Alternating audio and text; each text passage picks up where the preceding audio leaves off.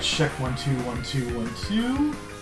Hi, hello to people watching at home and all around the world. Today's the day for making lists again. Back at it again. There could be video games that we could be playing right now, but I decided that's so predictable. That's so expected of me. That why don't we just do another 2+ hours of reading and writing again?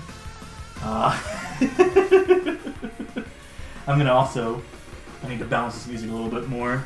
Got an assortment of more video game music in the background, so that you're not just having to listen to my voice, that you can tune me out at a certain point and just listen to the sweet jams very low in the background.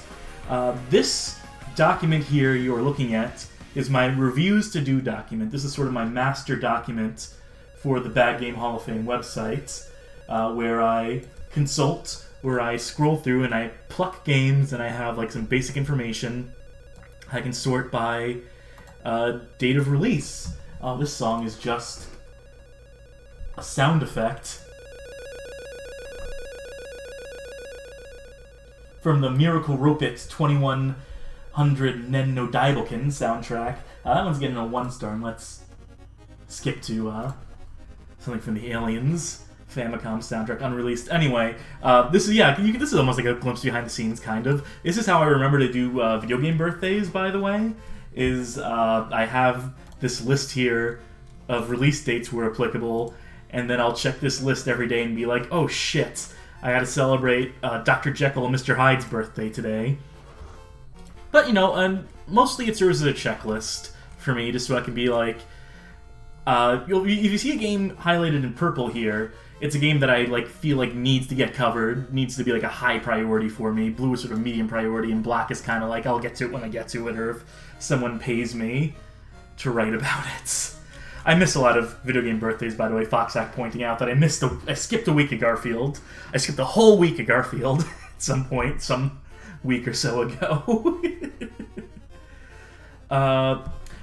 Timely Eclipse says, I literally just watching the archive of the past list stream, and I will slightly throw hands. I think Mighty Number 9 is at worst 6 out of 10 if you divorce from its Kickstarter and get into the unit creates mindset. Yeah, that's not the worst game. We're going to get into that. I should say that the reason we're here today is to make some lists of our own. After our last list stream was something of a surprising success, I decided that we should make some of our own lists. This also was a bit inspired by some conversation in our Discord, which you can join, by the way. There was someone suggested, I think it was Phil, I think it was Obscuratory, suggested that I get in on that you gotta pick 3 meme, and I'm like, what's a way I could approach that meme? Or there's that class meme going around, or group meme, whatever it is. Whatever the memes the kids do these days, whatever they are. And I decided, I just was going down, I was having a brain blast. I'm like, what if we just made a bunch of mini lists where we tried to figure out what some of the worst games of their genre are? Because I think lumping every video game ever made all together is across every genre into one master list is inherently fucking stupid.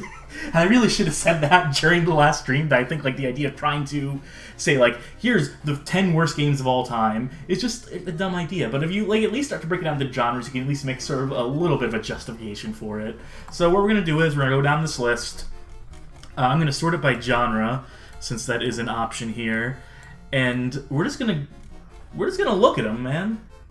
We're just gonna look at games from certain genres. We're gonna skip action for the time being because it's so general, and I really should find ways to specify these genres more. I should say The Sopranos: Road to Respect is a crime action brawler open worldy type thing.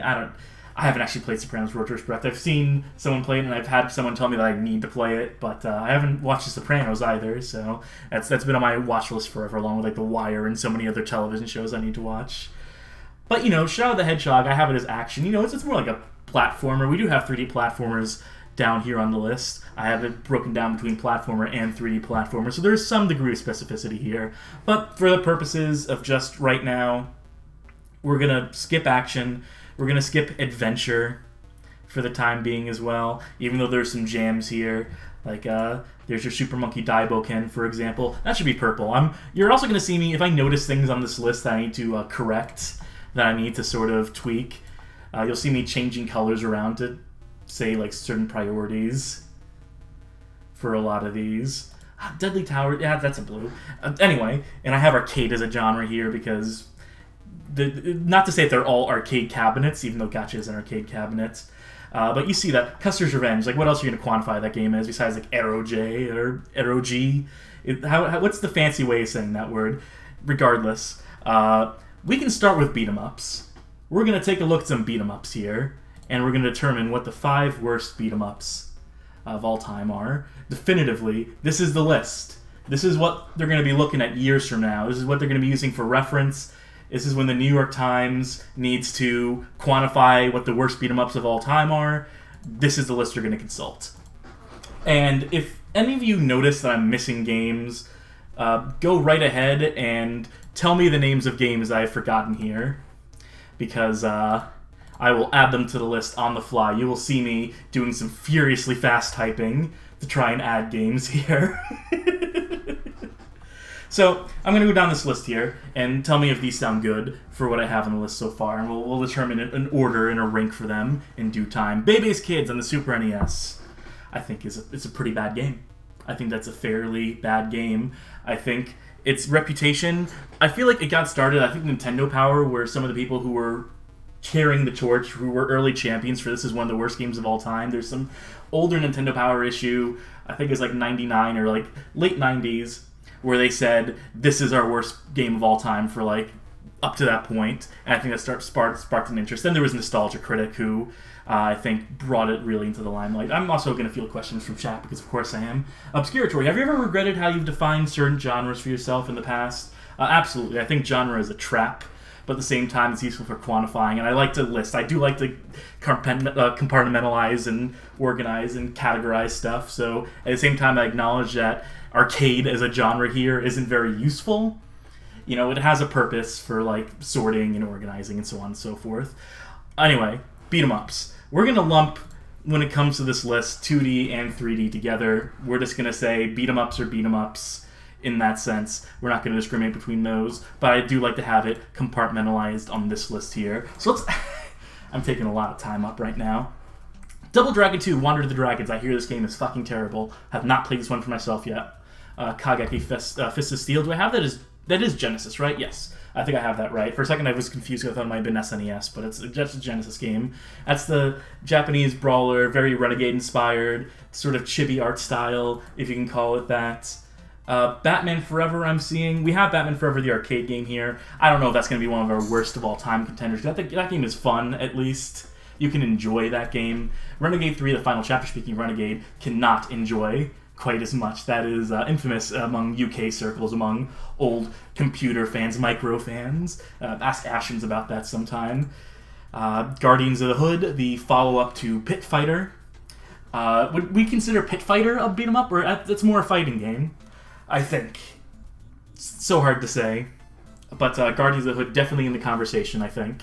Anything that has that Pit Fighter pedigree should definitely be in consideration. Amazing Spider-Man on the Game Boy.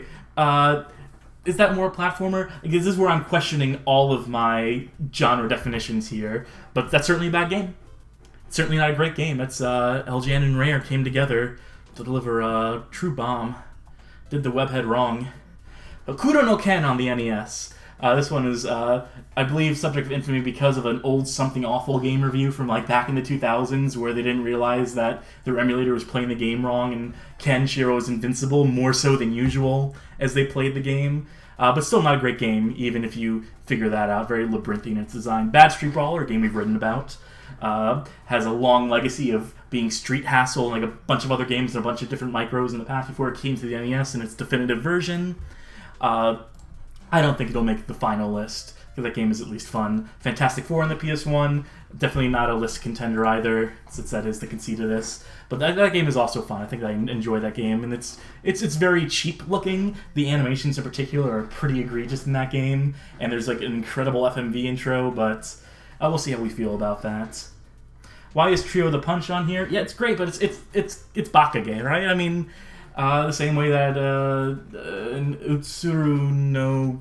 I always forget the name of this game that I've been very like interested in recently, but I can't remember its name quite. I'm gonna bug myself if I... Utsurung Desu Kawasu Hawaiiku. I butchered that. I was trying to speed through it. So anyway, let's.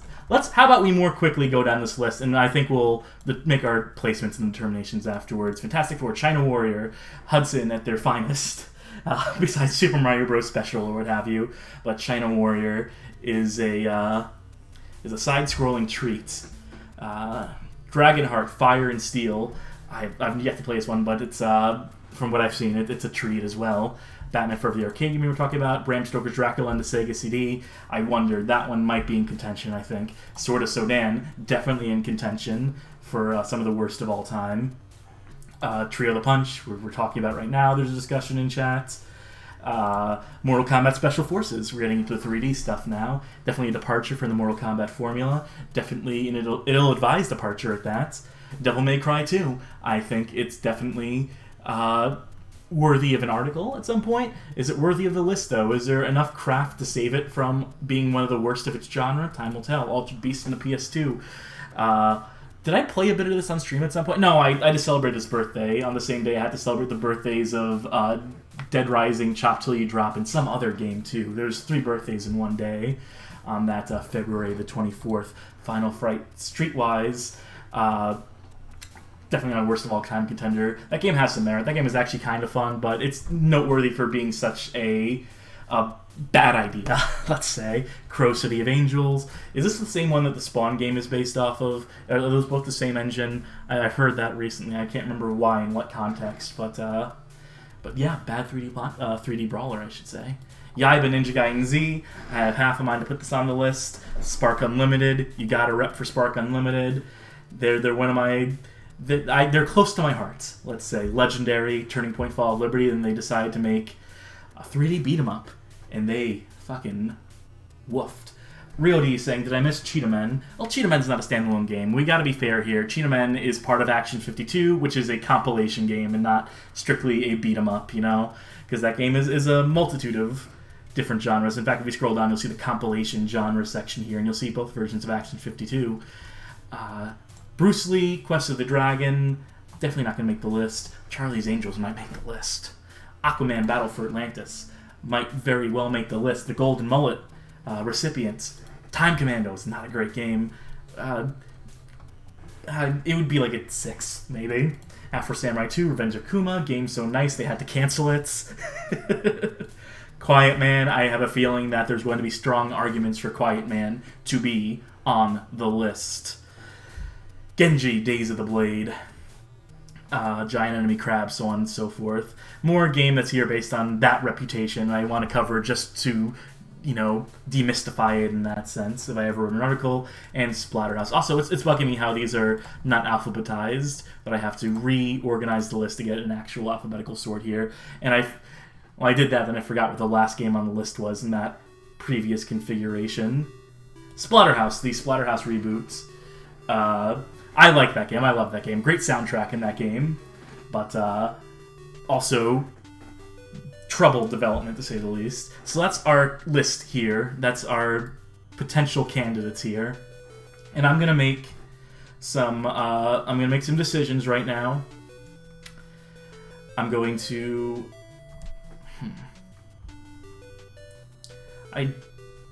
let's start with do we work our way down or do we work our way up? Do we start with number 1? Do we determine what the worst is and then fill out the rest afterwards? Do we start from number 5? I feel like the way to do it to build excitement is to start from number 5 and work our way up, but I'm not very exciting.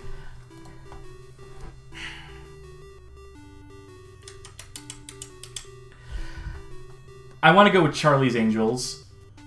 I think Charlie's Angels deserves to hang on this list. Let's put it at number 2 for now, because that's definitely going to be in my top 5, just for B. It's definitely going to be in the top 5, and it's definitely going to be like top 3 at least for me. I don't know if it's number 1.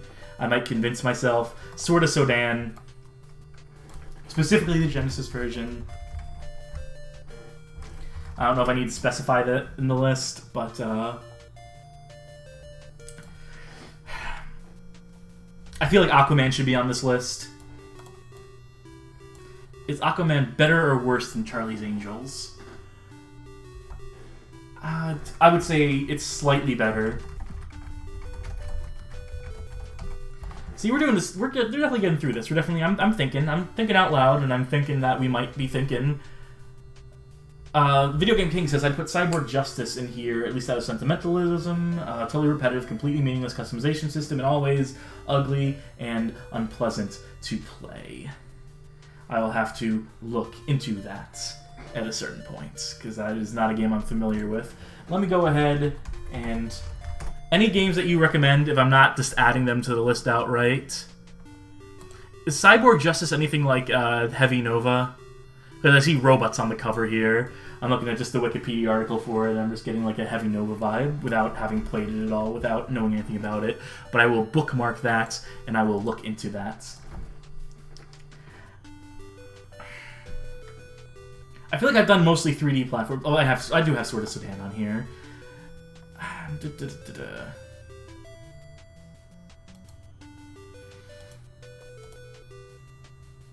I feel like Bram Stoker's Dracula deserves to hang on this list. I feel like... Is it Stroker? Or... Oh, we're off to a great start.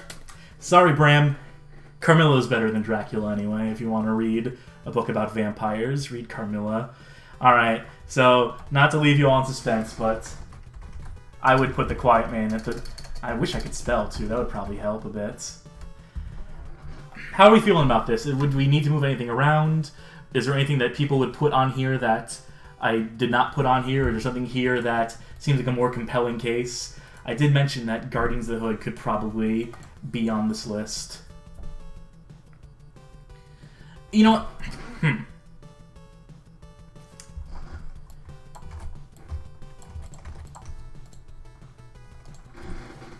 No, I can't do that.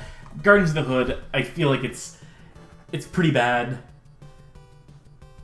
Oh, you know, Plywood saying, what's this honorable mention number 6? Bebe's Kids. Yeah, this is tough.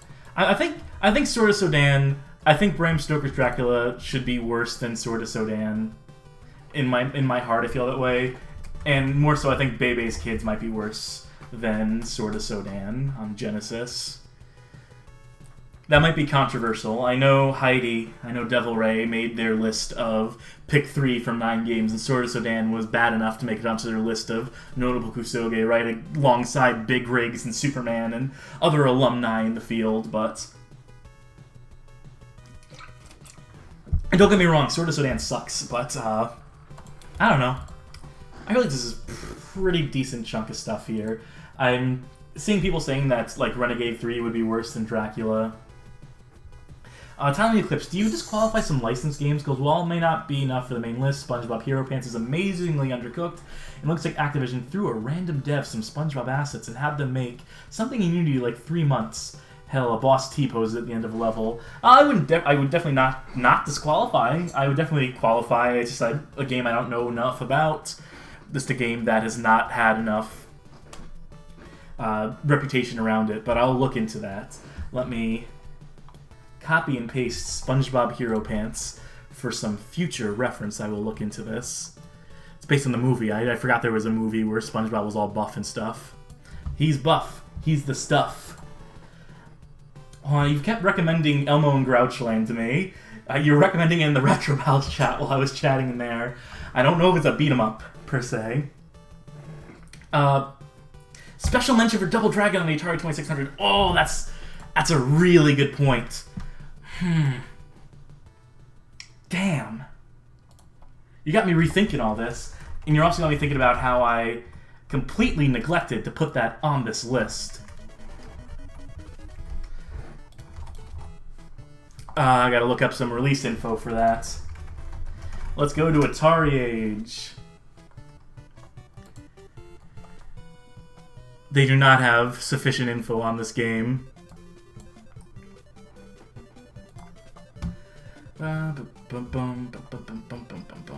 Let's just do Moby Games, I guess. And I'll have to specify the 2600 version. Activision. Was this developed by Technos? I don't think it was. No, developed by Imagineering, see? That's how confusion happens when you have it laid out that way on Moby Games. And what's the release date? 1988. We don't have a specific date, but we got a year, and that's good enough. Ooh, that's got me thinking. That's got me thinking. No, I'm locking it in. This is our list of worst beat-em-ups. Quiet Man, Charlie's Angels, Aquaman Battle for Atlantis, Bram Stoker's Dracula, not to be confused with Stroker's Dracula, and Bebe's Kids. I'm not a beat-em-up expert by any stretch, so maybe this list is not as definitive as I maybe advertised it as being. And we're going to move into another subject I'm not super great with, driving games. But see, we gotta make some progress here. We gotta commit to a list. We gotta move things along a little bit. We'll skip past the compilations. I have one dating sim on here. If anyone could recommend like historically bad dating sims, not like the garbage that comes out like the KFC dating sim or whatever. I don't give a shit about that. Like ironic ones, but I don't know, like some stuff like the 90s era that's like notably bad. Because right now all we have is Super Seducer, and that's a lonely game, standing alone here. Timely Eclipse asks, do you consider FMV games? I consider them games. I don't consider FMV a genre, though. I might have FMV as a genre down here for just like a few undefinable games, like a Night Trapper, Plumbers Don't Wear Ties. Maybe Plumbers Don't Wear Ties is a dating sim, I mean, technically. Driving, though. Let's go down our list of driving games. 007 Racing, egregious bad, by Eutechnics to boot, who would later make Ride to Hell Retribution. Is that right? Do I have that right in my head? Am I misremembering? We'll see. Ride to Hell will show up somewhere on here. Big Rigs Over the Road Racing. I mean, that one seems kind of obligatory, to be honest, but C1 Circuit is a game I've definitely tried to be a proponent for. I've made like little music videos surrounding that game. I'm definitely very fascinated in C1 Circuit as a video game. It's a PS1 drift game from 1964. Drifting was like super, super hot. Carmageddon 64, we played a little bit on that on stream a while back, a few days ago, and that's a bad game. That's a bad conversion of Carmageddon 2, which wasn't like super great to begin with. Someone's saying, what is Mr. Bones doing here? Oh, that's under compilation. And it's because that game is not bad. To be clear, Mr. Bones is not a bad game. It just has a weird reputation as a sort of bad game. I've seen people argue for Mr. Bones as a bad game. They're wrong. I originally had an interview lined up with the creative lead on that game, and I was going to do the article about it, and I even had art commission for it, but the interview fell through for some really unfortunate reasons, and I sort of did not want to pursue the article at that time. I'll get to it someday, probably. There's a whole thing surrounding Mr. Bones. Could have been a great article, but it'll have to wait. Carmageddon 64, Club Drive. Again, every time I mention Club Drive, I gotta mention Digitizer 2000. Mr. Biffo was there when Atari Jaguar was putting on a presentation for Club Drive. In fact, I'm gonna do it. We're gonna have to take a detour. A detour. Fall of Atari. I gotta read my all-time favorite piece of video game coverage ever in the history of anything. I will never stop quoting and reading this section. This is, for context, this was a presentation for Atari Jaguar. Mr. Biffo, the writer of this article, prolific teletext games writer. I'm just going to read here. The Atari presentation was introduced by Robinson, followed by highlights reels showing upcoming Jaguar games. The assembled gaming press, by this time far too drunk, greeted the entire thing with jeers and catcalls. For some reason, Atari had decided to include Club Drive, a risable drive-em-up, which was clearly in an unfinished state. The audience burst out laughing. It was, no pun intended, a car crash, and it sobered us up quickly. Our mood on the way out was despondent, low. We bumped into a distraught and furious Daryl Still, who was still fuming from the audience's response. We tried to calm him down and mentioned that their opinion was sure to change once Club Drive is finished. But it is finished, he squeaked, the desperation in his voice impossible to ignore. That's the finished game! It felt like game over for Atari. That is fucking top-notch. That's the best. Read that whole article. I'll post it in the chat for anyone who might want to bookmark it for later, or even jump out of the stream to read it right now because it's that fucking good.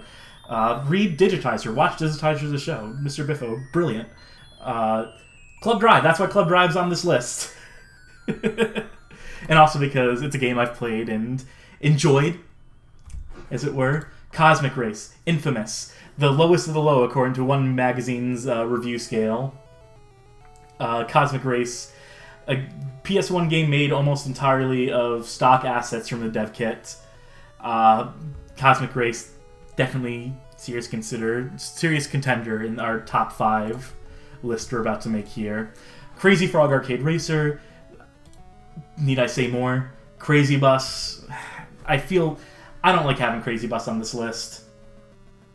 Video Game King says, I was about to ask about Desert Bus only to check if Penn & Teller was already listed. Yeah, to be clear, Desert Bus is not a standalone game. It's part of Penn & Teller's Smoke and Mirrors, which is a game that was never even released. But I do believe I have, Penn & Teller's Smoke and Mirrors as a compilation game.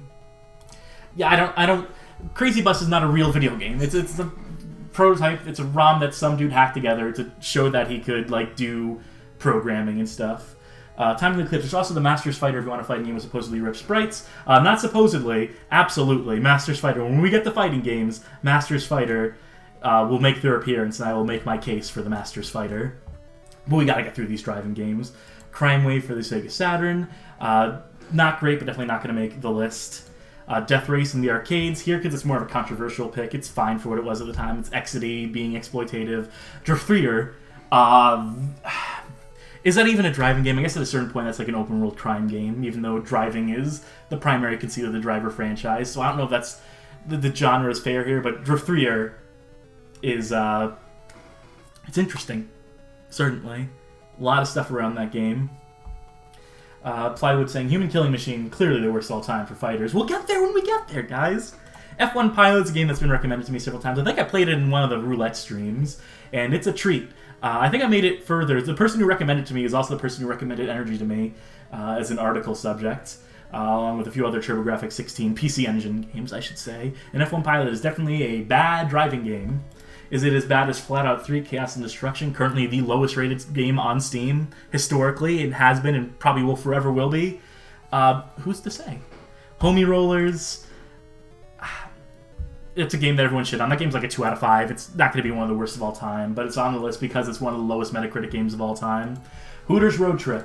Again, not really terrible. Not terrible on the scale that we're looking for this list. And it's got those FMV cutscenes, so you get your, 2 seconds of titillation or whatever. But read the article on the site if you want to know more about that game. I need to update that article with details about the game it was originally meant to be, and so on and so forth. International Moto X PS1, game that there's almost no info about, unfortunately, but is this a Jeff Gerstmann recommendo? I think I got this game because Jeff Gerstmann has said this is one of the worst games he's ever played. Back in his early GameSpot days. Eminem's Kart Racing. Is that the Move Over Sister game, or is that Breaking the Sound Barrier, or Speed Barrier, whatever one. Anyway, bad Wii Shovelware Racer. Paris-Dakar Rally Special for the Famicom. I have listed as NES here. What a treat that game is. It's fascinating. It's got little RPG elements, almost, kind of, sort of, not really. But notoriously difficult. Fascinated by that game, though. Not necessarily strictly a driving game either. It shifts. It's sort of a compilation. It sort of goes between things, but you're in the car for most of the time, so... Pulse Racer on the Xbox. I got my copy of it right here because I bought it thinking it would be backwards compatible on the 360, which I have. I do not have an original Xbox on me to actually play it because, I mistook it for being backwards compatible. That's the kind of planning and foresight that goes into my purchasing decisions. Rally X is not a bad game. I like Rally X. It's on here because there's a story about how Namco went to a trade convention and they were showcasing both Rally X and Pac-Man, and everyone was telling him that Rally X was going to be the game that Pac-Man, forget this Pac-Man game, Rally X, that's where you got to put all your futures and investments in, and that worked out super well, as you can tell. That's like a radar scope situation where it's not a bad game, it's a bad game by proxy, it's a bad game by comparison, it's a bad game by merit of, it could have sunk the company if they put more money into it, if they invested just a little bit more and not pulled out in time.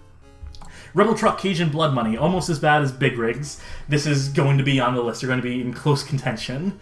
because I've played this. It's another one of the don't play this game candidates, one of Alex Navarro's classic reviews. Article about those up on the site as well. Road Rage is a game I've yet to play myself, because I believe is it still in early access? I don't even know. I couldn't even tell you. I think I heard someone tell me that the game has gotten better with time, but definitely has a reputation about it. Score International Baja 1000. I don't even know what the fuck this game is.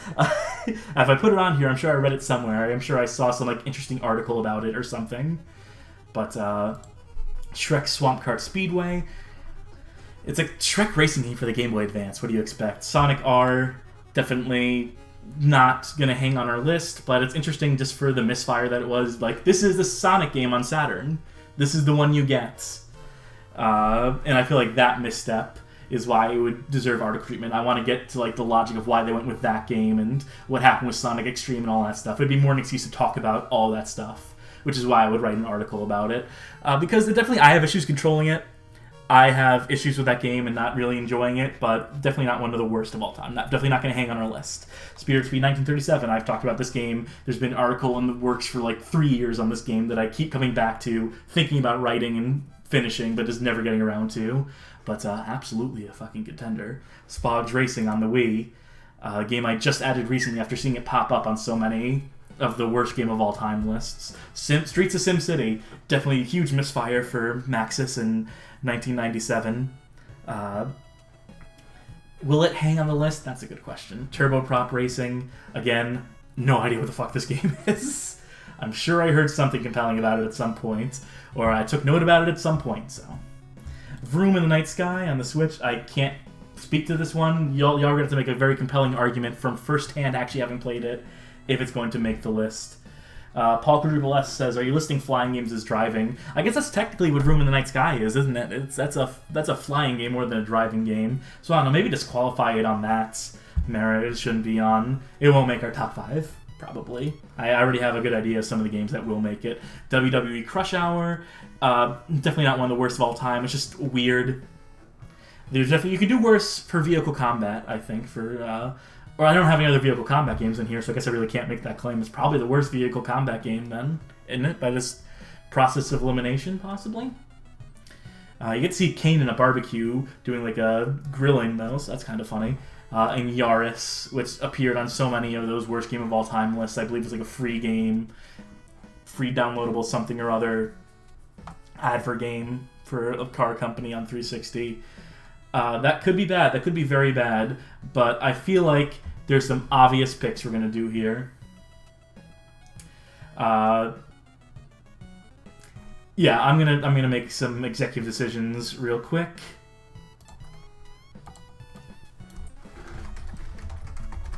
There's no excitement in this. I'm not going to build up to this. It's Big Rigs is going to be the worst because it's the absence of game. It's very on brand. It's funny. The joke is a little played out by this point, so it's not as funny as it was back in 2003 to see. But at the same time, it's legacy. It's important. It's the fucking avatar for the site, for Christ's sakes. So I'm kind of hands tied on that one. But it's not the one I would play immediately. It's not the one that I would like jump into at this point. I wouldn't stream it because, like, what's the point of streaming it, But, it's got its legacy. I said Rebel Truck, Cajun Blood Money would be close behind. I'm going to say, let's put it at 4. For those of you who don't know, this is like a trucking simulator type game, but it is broken beyond repair. And just racist at times. It's just really bad. And it came out... It got reviewed by Alex like a week or two, or a month or two before he got a chance to play Big Rigs. So those two are like very linked in a way.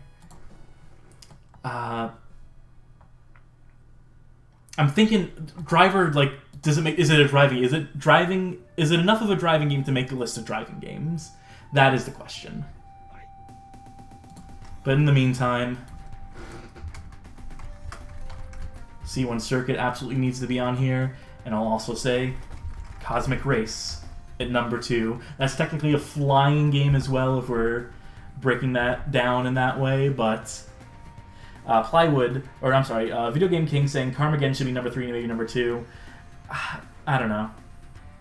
Plywood saying, do you have an open world category? I don't know. Should I have an open world category on my list here? I'm not so sure. thought about it. I'll give it more thought too. Here's what it's going to come down to for the number 5 slot. It's going to come down to Spirit of Speed. It's going to come down to Carmageddon 64. Tone, or T0NE1, are we going to be playing these games, or is this stream entirely list-making? This is going to be list-making today. It's a fair question to ask. I've definitely thought about, like, if there's a game I need to play for reference, I might boot something up real quick, but it's probably not going to come to that. So yeah, this will probably primarily be list-making, which, again, it's a very niche stream to try and watch here. So, again, I thank all of you who are here, and totally understand how this is not maybe the most appealing thing, but those of you who want to tough it out with me, you're making history, you're making these lists. It's going to come down to Carmageddon, or it's going to come down to Spirit of Speed 1937. And for me, Spirit of Speed 1937 is like that's the one. That's the one. That's the one I grew up with in my mind. You know, that's the one I was aware of for a longer period of time. They only came out like a year apart from each other. But in Streets of SimCity, if I think about Streets of SimCity, that's what do I want to do? If you want to vote in chat, potentially. Fell Temperature Ratio saying that you can't believe F1 Pilot didn't make the list. It's bad, but I don't know. It's got like that retro charm to it, and there's probably some way to master that game we're just not aware of. I know most people aren't aware of how to master a game. It's known for its difficulty and being basically unplayable, but I think there's a hidden depth to it that I gotta really do the research. Gibdo Inferno saying Spirit of Speed and Carm 64 feel similarly broken, but Spirit of Speed is less interesting. I don't know if Spirit of Speed is more interesting to me personally in a way. I think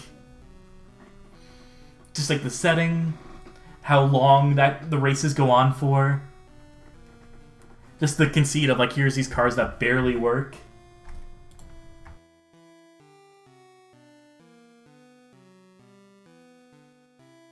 Hell with it, I'm going with Spirit of Speed. I convinced myself. And being LJN's Swan Song, people are mentioning, yeah, it does have that little historical fact going for it. For whatever it's worth, for whatever LGN meant at that moment in time. So here's our worst driving games list. Big Rigs, Overlord Racing, Cosmic Race, C1 Circuit, Rebel Truck, Cajun Blood Money, Spirit of Speed 1937. I feel pretty confident about that one. I think it's a pretty solid dang list, if I do say so myself.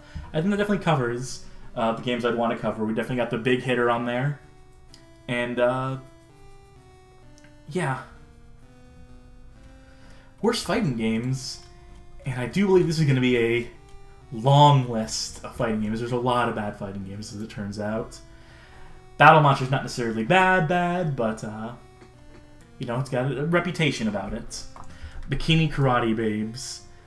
Brutal Paws of Fury. Castlevania Judgment probably won't make the list. I like it.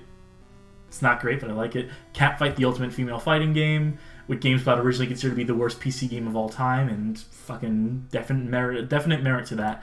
Clay Fighter 63 and 1/3, bad in a lot of ways, but it's also racist, which gives it extra bad points in my book. The X-Herd, a game that I fell in love with after it popped up randomly in our game roulettes. I believe it was someone reviewed it. Yes, GameSpot Imports, where they said DXer is by far the worst fighter they've ever played in 2000 by Ryan McDonald's account. And I had a lot of fun with it on stream. It's not great. It's from the people who made Battle Arena Toshinden. They had a sick day, and they had an off day when they made that game. Ted the Arts and N64 I haven't played personally, but I've definitely heard plenty of contention. I'm seeing Paul Quadruple already has a list made out for us. Shadow, War of Secession, Catfight, Time Slaughter, Time Killers, Expect No Mercy, Rise of the Robots, Balls 3D. I think all those games are on here. I think I'm missing Balls on here because I don't know if Balls is really that bad. Is Balls bad enough to be one of the worst fighting games of all time? Is it bad enough to make the list? Sock Puppet Kingdom. Isn't Clay Fighter 63 and 1/3 Sculptor's Cup the rarest, most expensive N64 cartridge? Yes, it is, because we have an article. There was a Blockbuster. It was a Blockbuster rental thing, like a previous Clay Fighter update cartridge had been. There's stuff. There's stuff to say about that game. Read the article. not to force you to read the article, but I would say that if you want to hear my thoughts on that game, just so we don't spend so much time on a tangent on it. Dino Rex is the game. For whatever reason, when I first started the site, when the site was just a Tumblr blog, there was someone who was very insistent about me doing Dino Rex, who would like recommend it like in my asks box, like on something like a weekly, monthly basis maybe. People wanting to nominate Time Slaughter. Do I have Time Slaughter on the list? I have Time Killers, but not Time Slaughter. Remind me of those games in just a bit. Let me finish going through Dragon Ball Evolution on PSP, Dragon Ball Z Taiketsu on GBA, Dragon Ball Z Ultimate Battle 22. I feel like everyone knew with the Dragon Ball game. That's the one we're going to go with. Fell Temper Ratio, saying you like Fight for Life as a kid on Jaguar. Super fascinating story behind Fight for Life, by the way. Which, if it makes the list, I don't know if it'll make the list, but you'll get an article on that one day too. Eternal Champions, Expect No Mercy, Fight Club for PS2. It's got Fred Durst in it, so it probably can't make the list. It's too good.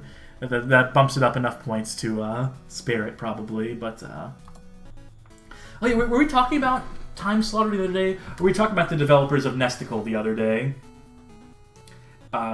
Stuff around that. It's come up, so I definitely...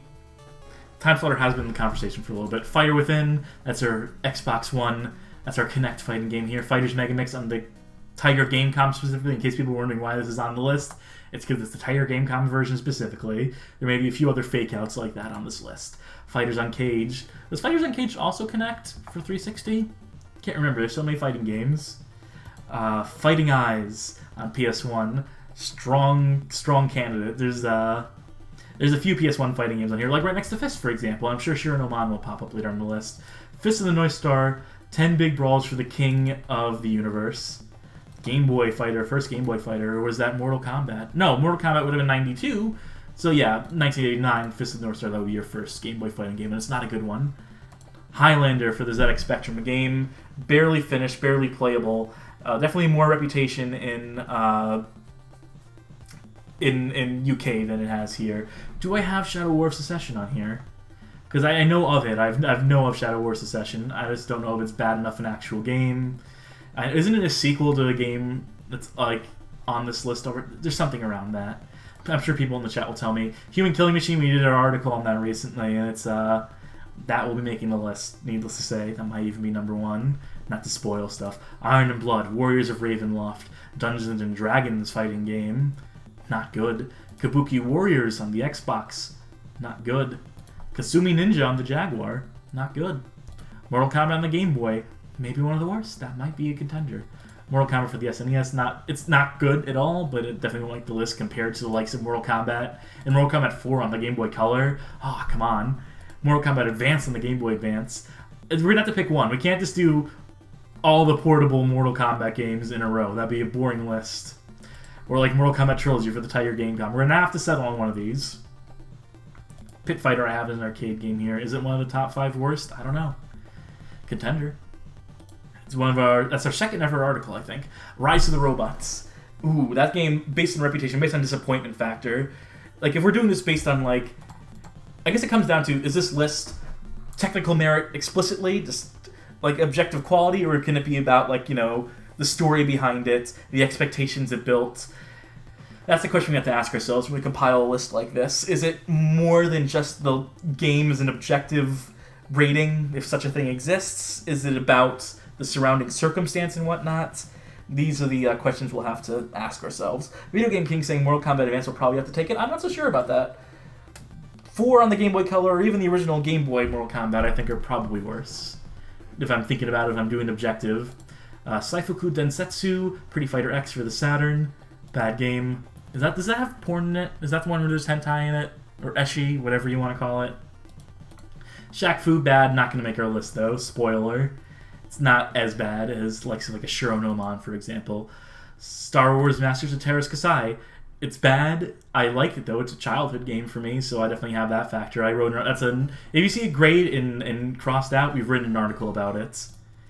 Star Wars Masters of Terra Kasai does not hang in my mind with some of the games we'd be potentially putting on here. Street Fighter the movie, the game, the arcade version specifically. I know people have opinions about the PS1 version. Survival Arts.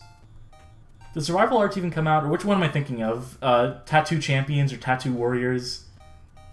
That ultimately got canceled. Tattoo Assassins is what I'm thinking of. And I don't have that on the list. That feels like an oversight. Then again, the game never came out, so... But I will put it... Boom, boom, boom. I will fill in details on Tattoo Assassins later. Because right now I was gonna... Just want to finish going down the list. The Lost World Jurassic Park is not a fighting game. The Tiger Gamecom game, not a fighting game at all. That's a mistag on my part. That is like a compilation, because it bounces between different stuff. Masters Fighter, absolutely going to be on the list. Time Killers, contender, especially the Genesis version, which came out like years late after being like finished forever. Plywood saying Dino fighting game. Well, we have Dino Rex up there earlier, and I know there is the Jurassic Park fighting game on PS1, but Tongue of the Fat Man, yeah, that could make the list. Then there's Twin Goddesses, Urban Champion, which is a game I just personally fucking hate, and the fact that it's like appeared on everything for some reasons, but the fact that no one actually likes Urban Champion. Anyway, War Gods is the prototype from Mortal Kombat 4. Way of the Warrior on 3DO. Wu-Tang, Shaolin Style, Don't Tell the Wu-Tang Secret, blah, blah, blah, blah, blah, etc., etc. Experts on Genesis, and Xeno Warrior Princess Talisman of Fate. I'm almost out of breath going down that damn list. We gotta start making some choices. Number 1. Yep, that's no surprise.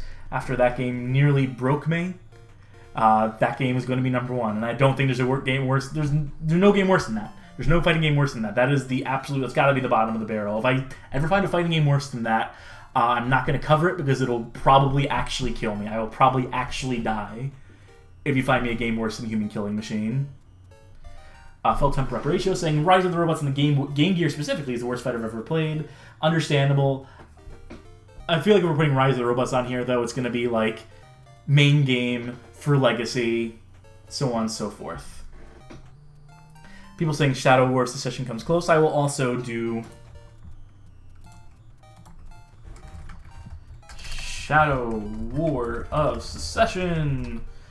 Felt Up Reparatio. Special mentions to the Spectrum version of Street Fighter 2 or perhaps C64 version? No, because I feel like those games are, compared to the likes of Human Killing Machine, how much the British public at large hated those versions of that game is overblown. They're not great versions of Street Fighter 2 by any stretch, but are they worst game of all time contenders? Probably not. That they were kind of standard ports for the time, truth be told, or conversions rather, if we're using the correct verbiage for that sort of thing. Rise of the Robots should be pretty low for ranking it out of Legacy. Yeah, I'd be like a number 5. But I got a few picks here I can definitely just commit to the list.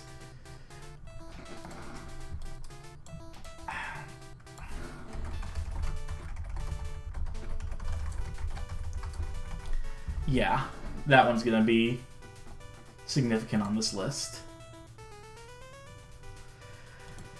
Okay, chat. Decide amongst yourselves which Mortal Kombat game goes on. Mortal Kombat on the Game Boy, Mortal Kombat 4 on the Game Boy Color, or Mortal Kombat Advance. You decide amongst yourselves, and I'm gonna make another decision.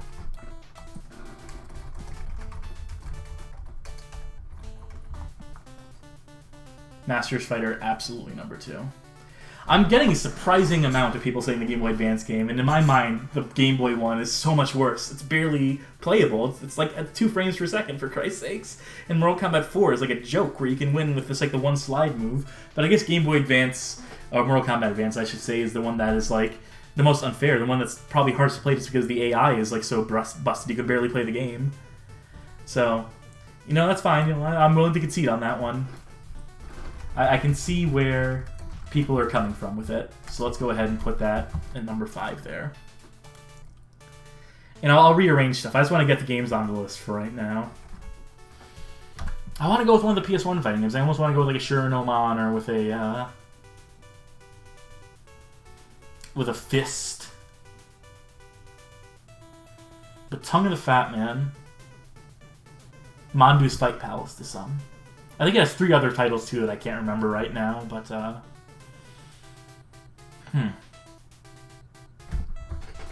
Tell you what, I'm gonna move, because Mortal Kombat Advance is probably worse than Dragon Ball Z Ultimate Battle 22. People suggesting Kabuki on the Xbox or Kabuki Warriors is bad, but I don't think it hangs. It's bad. I'm going to write an article about it and how it was, like one of the worst possible launch titles you could have picked for the Japanese launch of the Xbox or whatever, and so on and so forth. But I'm very tempted to put Fist of the North Star 10 Big Brawls on the list, but I don't know if that hangs or not either. I don't know. We got some good choice. Actually, you know what? Looking back on this list, it's actually pretty obvious what number 5's got to be. Let's make sure I got the subtitle right.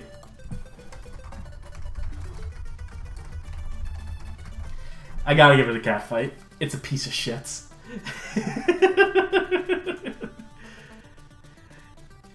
It was like they looked at all the games coming out of Japan, like the Pretty Fighter and so on and so forth, and like, we could do this with a bunch of porn actors. And they went on to make that, who is it, Atlantean? Who they went on to make that first-person shooter.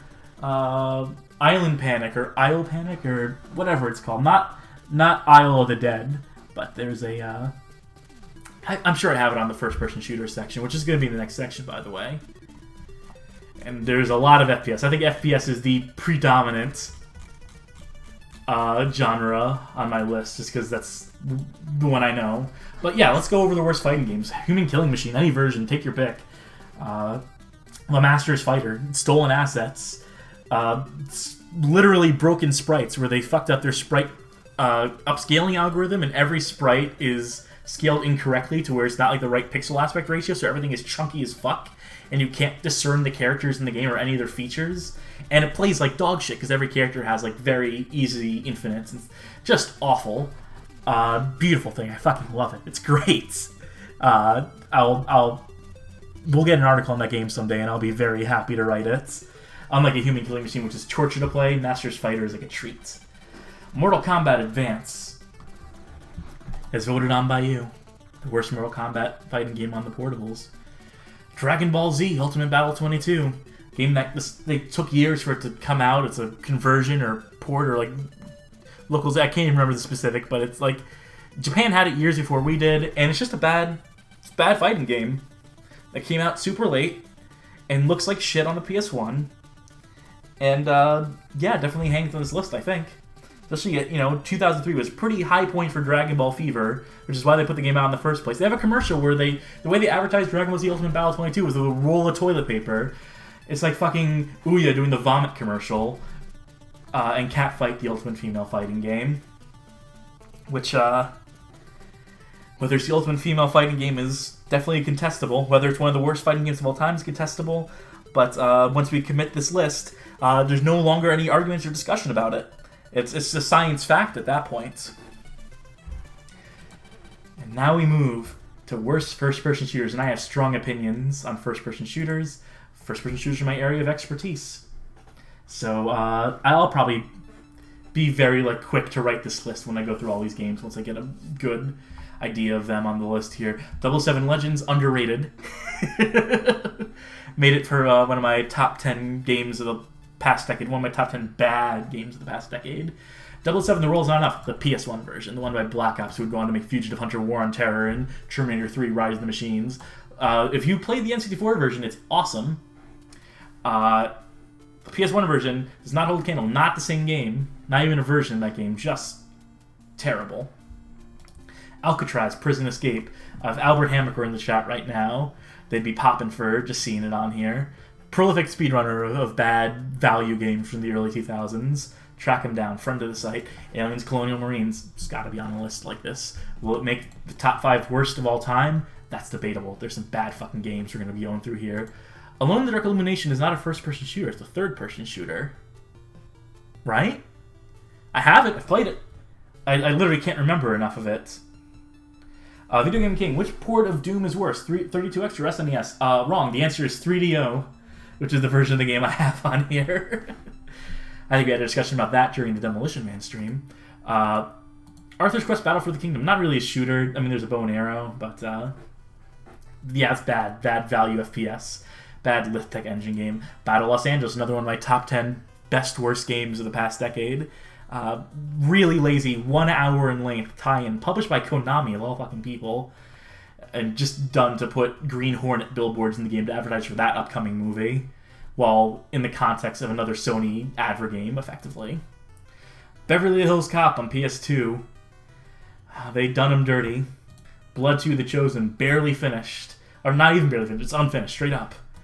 And major disservice to Blood, which is beloved. Call of Cthulhu, Dark Corners of the Earth. I have it in orange because it's going to be a Halloween article if we do it. That's another example of an unfinished game. It's got really novel ideas to it. It's a fascinating game. I like it. But, come on, it's literally unfinished. There's a glitch when the PC version first came out where you could literally not finish the game because they'd fucked up the run speed or, like, the mechanics around running. Paul Quadruple S saying, oh, remember Mortar. Mortar is on this list, along with Sniper Path of Vengeance from the same creators. So we'll get to that. Call of Duty Ghosts, the game that finally ruined me on Call of Duty. It's not going to be one of the worst of all time, but fuck me. It's, what a disappointment. What a sad state of affairs that game was. Call of War as the Cartel is again, I like things about that game. I think the co-op is interesting, but it's an ugly game. It's a mean-spirited game. And so on and so forth. Chex Quest, people saying it's charming, Plywood saying it's charming. Yeah, Chex Quest definitely does not hang. Chex Quest is definitely not bad. It got kids in the Doom, and you can't get too mad about that. But it has a certain reputation about it, and if I write an article, it's to disprove and to demystify such a reputation. So you'll see games like that on the list that are not bad, per se. Conspiracy Weapons of Mass Destruction is not a good tactics game. We have both versions of the Daikatana here, though. The PC and N64 version. PC version has the legacy and the most stuff around it, but the N64 version is absolutely a worse game. We streamed through all of it at a certain point, and that was rough. Daikatana PC you can make arguments for as being good, as having like some charm and merit to it that gets overlooked. N64 version, not so much. Darkest of Days is a game I like as well. That's when you go back in time, where you're from the future and you go back to like Civil War and Revolutionary War and stuff like that with future weapons, and you fuck shit up. It's cool. I like it. But not great by any stretch of the imagination. Reviewed very poorly. Day One Gary's Incident. And that's the Total Biscuit one, right? That's where he's the one who put that game on the map. Anyway, Descent to Undermountain. We talked about this. This is the Dungeons & Dragons games based on the Descent engine, hence Descent to Undermountain, Descent being in the title. People mentioned that Daikatana Game Boy Color is good. On the other hand, yes, it is, as a matter of fact. But yeah, Descent to Undermountain, not good. Doom 3DO, we were talking about the worst conversion of Doom. Drug Wars, also known as Merchants of Brooklyn. Or was it Merchants of Brooklyn then became Drug Wars? It's a game that got rebranded on Steam to try and make people forget about the fact it's a bad game. It's one of the earliest examples you'll find on Steam of a game being repackaged and retitled to try and get people off the scent. So you have Warzine and Infestation Survivor Stories being a more notable example after the fact. Duke Nukem 3D on the Tiger Gamecom, Duke Nukem 3D on the Genesis, Duke Nukem Forever on anything. Ethnic Cleansing, it's probably going to be on the list. I think someone earlier in the chat said worst FPS, Ethnic Cleansing, full stop. And you forget about Zog's Nightmare, the other Nazi-made FPS. Yeah, any first-person shooter made by Nazis is probably going to be fucking bad, as it turns out. Extreme Paint Brawl, very strong contender. Very, very strong contender. This is going to be hard. It's going to be hard narrowing this list down. It's going to be hard picking just 5. That's going to be the tough part. Fable the Journey. That's the one that's on here because of all the talk about it. It's not going to be a rail shooter. It's not going to be on rails. It's going to be Freedom. Comes out, it's going to be, turns out it's going to be a rail shooter. Despite what certain parties might say. Fable, the Journey... I just said that. Far Cry Vengeance on Wii, I like. Just because you can do dual pistols and with the Wii mode, so it feels like you're really doing dual pistols. It's cool. I never liked Far Cry much to begin with. Except for Far Cry 2. Far Cry 3 is the game that made me kind of sad about video games. I think that was the first major... I was tweeting on my private about how I think Far Cry 3 was the first major disconnect I felt from everyone in the world raving about that game and being this game sucks though. And time has proven me right. I love it when I feel contrarian about a game and then retroactively people will start to agree with me after the fact of being yeah, why the fuck did we like that game? FBI Hostage Rescue I streamed most of at some point. Another budget FPS. I don't know if any of the budget FPSs are going to make the list necessarily, but definitely a bad game. Fun one, too, to watch. Forbes, Corporate Warrior. Fugitive Hunter, War on Terror, which we're also currently streaming right now. Part 1 of what will probably be a two-part series. Gods and Generals we also recently streamed, and definitely feel some strong ways about that. Rogue Agent, GoldenEye. Horrible cash-in on that name. Interesting article, if you want to read it. Not to toot my own horn, not to be like, very interesting article written by this Cassidy character. It's a great article. It's a good read. Highly recommended. Greg Hastings, Tournament Paintball Max on the Game Boy Advance. I think we're going to do a Game Boy Advance first-person shooter on this list. It's going to be Medal of Honor Underground, which we do have an article about as well. Haze is not going to hang on the list, but Haze is the shit, according to Jonathan Davies of Korn. Homefront, just horrible, mean-spirited, and a bad game. Homefront the Revolution, a game that absolutely did not need to exist, and yet Hunt Down the Freeman, what people thought for the longest time would be the only follow-up we got to Half-Life, but we've been spared that timeline, I guess. Iron Storm, I don't remember what Iron Storm is. What Iron Storm is or why it's on here. I'm sure I had no reasons to put it on here. Isle of the Dead we were talking about earlier. Bad DOS first-person shooter with some like point-and-click adventure game elements. It's very hated, but I can see why people dislike it, but I kind of like it. JFK Reloaded, just ultimate in tastelessness. It's not going to make the list, but definitely a lot of controversies around the game. Game made for shock value, effectively, which is, same for ethnic cleansing or what have you. Jurassic Park Trespasser, a game I fucking love, but does it deserve to be on the list? We'll determine that in a bit, I guess. I feel like I can name games worse than that. Land of the Dead, Road to Fiddler's Green, a game that I know some people fucking loved. It was a very active multiplayer community around that game for the longest time, but I've never been known to like a Groove Games game. Anyway, Legendary, piece of garbage. We got that Spark Unlimited. We got that Gamecock connection. We were mentioning Gamecock in stream the other day too, and going through some of their sordid history, or more specifically the sordid history of their founder. Medal of Honor Underground, the Game Boy Advance. I have a strong suspicion it might make the list, folks. Medal of Honor Warfighter, the game that put that series dead in the ground. A game that just did not need to come out. A game that went to competition with another one of Electronic Arts' own games, and they learned absolutely no lesson from that. If you were to look at Titanfall 2 coming out years later. Navy SEALs, Weapons of Mass Destruction. Don't play this game, as GameSpot would say. New World Order. Bad game. NRA Varmint Hunter. It's a fucking bad game. Overkill's The Walking Dead. It's a bad fucking game. Is that game dead at this point? Is that game gone? I think it is. Perfect Dark Zero. Disappointing game. Not gonna make the list, but for a Perfect Dark superfan like myself, for that to be the follow-up is disappointing to say the least. Postal 2. Especially with, that's one where the attitude of the developers and all like the Gamergate shit and putting fucking Milo Yiannopoulos, known pedophile, in the fucking game as a character, playing himself is just like, y'all are fucking losers. Hey, look at our fucking 30-minute bit about how Tim Schafer is an SJW cuck. Meanwhile, we're fucking toiling in obscurity and kowtowing specifically to Gamergaters with our fucking games now. So, how'd that work out for you? How'd that work out for Tim? Postal 3. Knife Running with Scissors defend Postal 3. That's a game they've disowned since. But never let them forget. Project IGI, I'm going in, not a bad game, just a weird game where they built a first-person shooter on a flight simulator engine, and it plays like a first-person shooter built on a flight simulator engine. Psychotoxic, another game that if Albert Hammock were here to talk about it would make a very convincing case for why it should be on the list, but they are not, so I do not have to hear that conversation right now. Quest for Saddam, and also its unofficial sequel, Quest for Bush, as produced by the Islamic Media Front, but initially produced by Petrilla Entertainment. More ultra-conservatives giving you revenge porn against Saddam Hussein in 2003. Rambo the video game I love, but, it just occurred to me. Yeah, Rambo the video game's a rail shooter, and I do have a separate subcategory for rail shooters here. Red Steel, a game that people poo-poo on, but I like it. It's flack for the fact it was rushed as a launch title for the Wii, but It's really not all that bad. Resident Evil Survivor, really not all that bad. I mean, it's not great. It's not Resident Evil. But, again, I like it.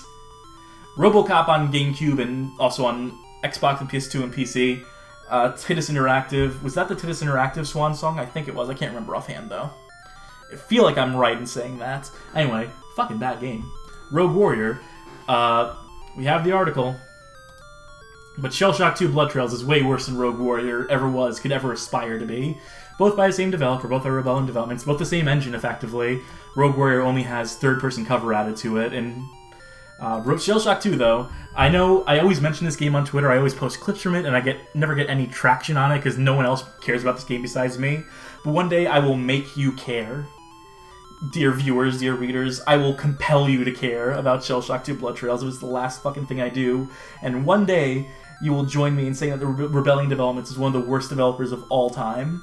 That is my mission statement with the Bad Game Hall of Fame. I'll torpedo the rest of the website and turn into a Rebellion Developments hate page at some point. A shrine to my despisement of them. Simple 1500 series, volume 56, The Sniper. Do I have... It's not PS2, that's PS1. Silly me. Sniper 2 is PS2. Sniper Path of Vengeance, from the creators of Mortar, and has some narrative beats to it that are interesting, has some great voice acting. Terrible game. I love it a lot. I have a fondness in my heart for that game. Soldier of Fortune Payback killed that Soldier of Fortune series, which is probably a mercy killing at the point it was at. But, yeah, bad game. South Park on N64, PC, PS1 too, I think. Spy Games Elevator Mission, there's an article about it. It's supposed to be an elevator action game, but ended up not being that. Originally was, like, just Dreams Co. was diverged from... Would that be... What's the company who did elevator action? I fucking love elevator action, too, so I should really know that offhand. But, God, I really have to look this up. I'm sure people in the chat are going to correct me, but I'm going to be on the page before. Taito, so Dreams Co. is...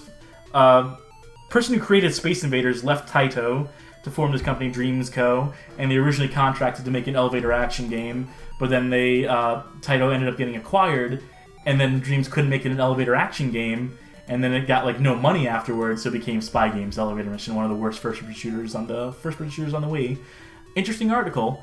Great writer, Cassidy. Very cool and attractive, and just away with words. Star Wars Battlefront 2, a game that's on here because it's microtransactions, not because of the core gameplay, but it's because of bad business practice. And I don't know if that earns it a spot on the list or not. Super 3D Noah's Ark. Definitely not going to make it onto the list because it's good. It's Wolfenstein 3D, but with a bit more variety, to be honest, than original Wolfenstein 3D. A few more weapons. I think some better level design, to be completely frank with you, than Wolfenstein 3D, which is just Maze the game. I mean, sure, Super 3D Noah's Ark is also Maze the game, but, you know what I mean. Take Down Red Saber, the return to tactical first-person shooters, by which I mean the absolute death knell for tactical first-person shooters before what Rainbow Six Siege kind of came and made a case for it again. 2 Terminator 3 games here. Rise of the Machines by Black Ops, aforementioned, Fugitive Hunter, so on and so forth. War of the Machines, multiplayer Battlefield ripoff from 2003. I don't know if either of these will make the list. I would put Fugitive Hunter before Rise of the Machines, so... Terror Wars, New York Invasion, bad games. History Channel, Civil War, Nation Divided, bad game. Slaughtering Grounds, Digital Homicide Studios, Magnum Opus, bad game. Might make the list. Sniper 2, was this being streamed earlier by the Retro Pals? I think there's probably a few Retro Pals viewers in here. Hello. It was fun to watch that game. It was... one day I might play it and get a little bit further in dating. Maybe I'll showcase some more of that game for folk at some point. Plywood. What's that Left 4 Dead ripoff with Aztec look? That would be, I know exactly what we're talking about, Revelations 2012. That is not on the list because they fixed that game, unfortunately. When that game first came out, it was a real piece of shit, and I had the original version, and it was a treat. And they have since updated that game and took out some of the badness of it. But definitely, if there was a way to play that original version of the game, I would love to know. Walking Dead Survival Instinct, I'll go to bat for, but no one else in the universe will because everyone was so enamored by the Telltale games. Tom Clancy's The Sum of All Fears on GameCube, specifically. Definitely bad tactics game. Tunnel Rats 1968, love it to death. Oh, it's adorable. It's the best thing you could say about it. Replay Studios, who definitely have some other games on their belt, including Velvet Assassin, Turning Point Fall of Liberty. We keep, every time Spark Unlimited pops up, shout Spark Unlimited. Those are my boys. Twin Sector for DNS Development, got game. I haven't played enough of this game to really make a determination, but I don't think it's bad enough to make the list anyhow. Ultimate Duck Hunting on the Wii, the game that game trailers tried to do the sort of don't play this game segment from GameSpot's heyday. They tried to do a video around that. They did an animated review of this, where the reviewer hung themselves at the beginning of the review, then their suicide note is the review of the game. A little tasteless, but it was funny back in the day, back in 2007 or 8 or whatever. Virus the game, that's the one where you, it's like a Descent, but you go through your file system. It's a PC game where you like literally see the files on your computer as the levels. They'll load image files from your computer or text files, and those will be like part of the environment. Novel concept, fucking terrible game. Western Outlaw, Wanted Dead or Alive, I kind of like. It's from Groove Games. The only Groove Games game I like, by Jarhead Games.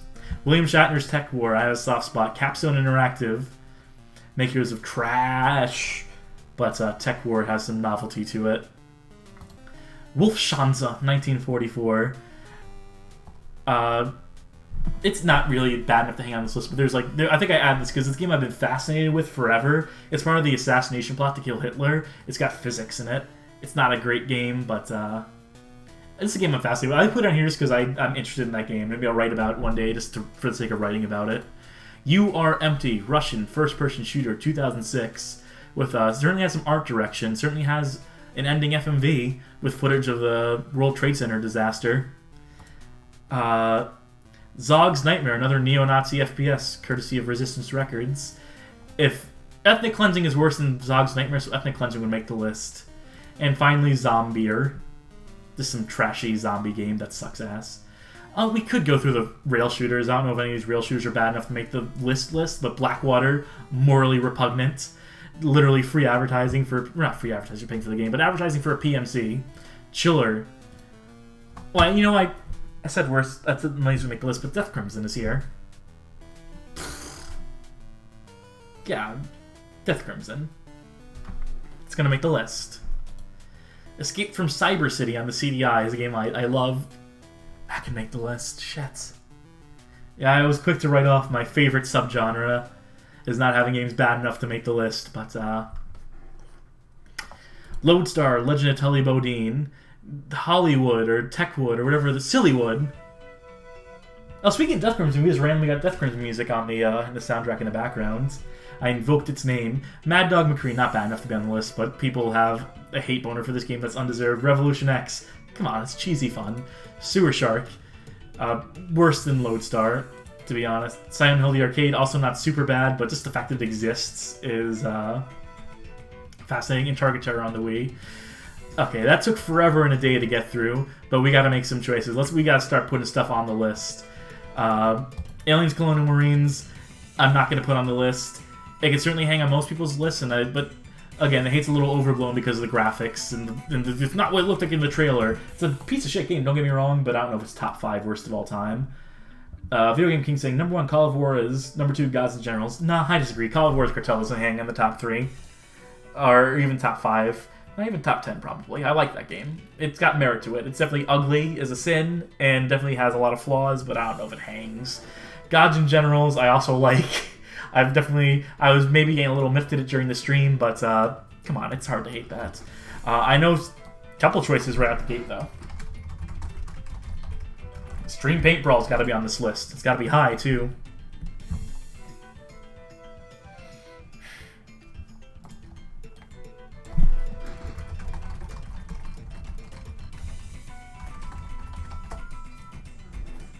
Thank you for the typo notice. Bad game. Read the article. I really want to put Shell Shock 2 on the list, but that's not going to hang, unfortunately, if I'm being honest with myself.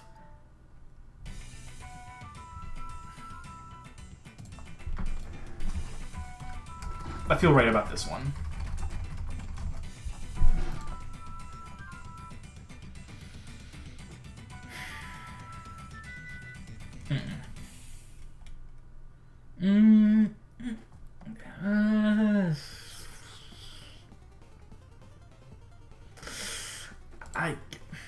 could put it on there.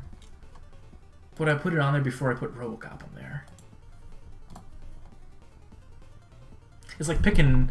It's like Sophie's Choice. I gotta pick between my kids here, for Christ's sakes.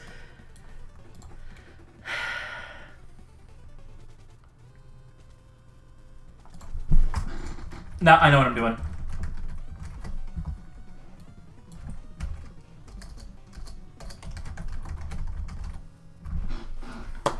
I didn't go with any of the racist games. I didn't go with ethnic cleansing. I think in our hearts and minds we know that ethnic cleansing is probably number one with a bullet, but we're talking about actual quality of game and just like intent behind it too. I don't know. I just feel like the people have mentioned like, you know, we shouldn't put it on because you don't want to acknowledge it. We don't want to acknowledge that it exists. But I don't know if I actually buy that argument, though. I was willing to concede that argument, but...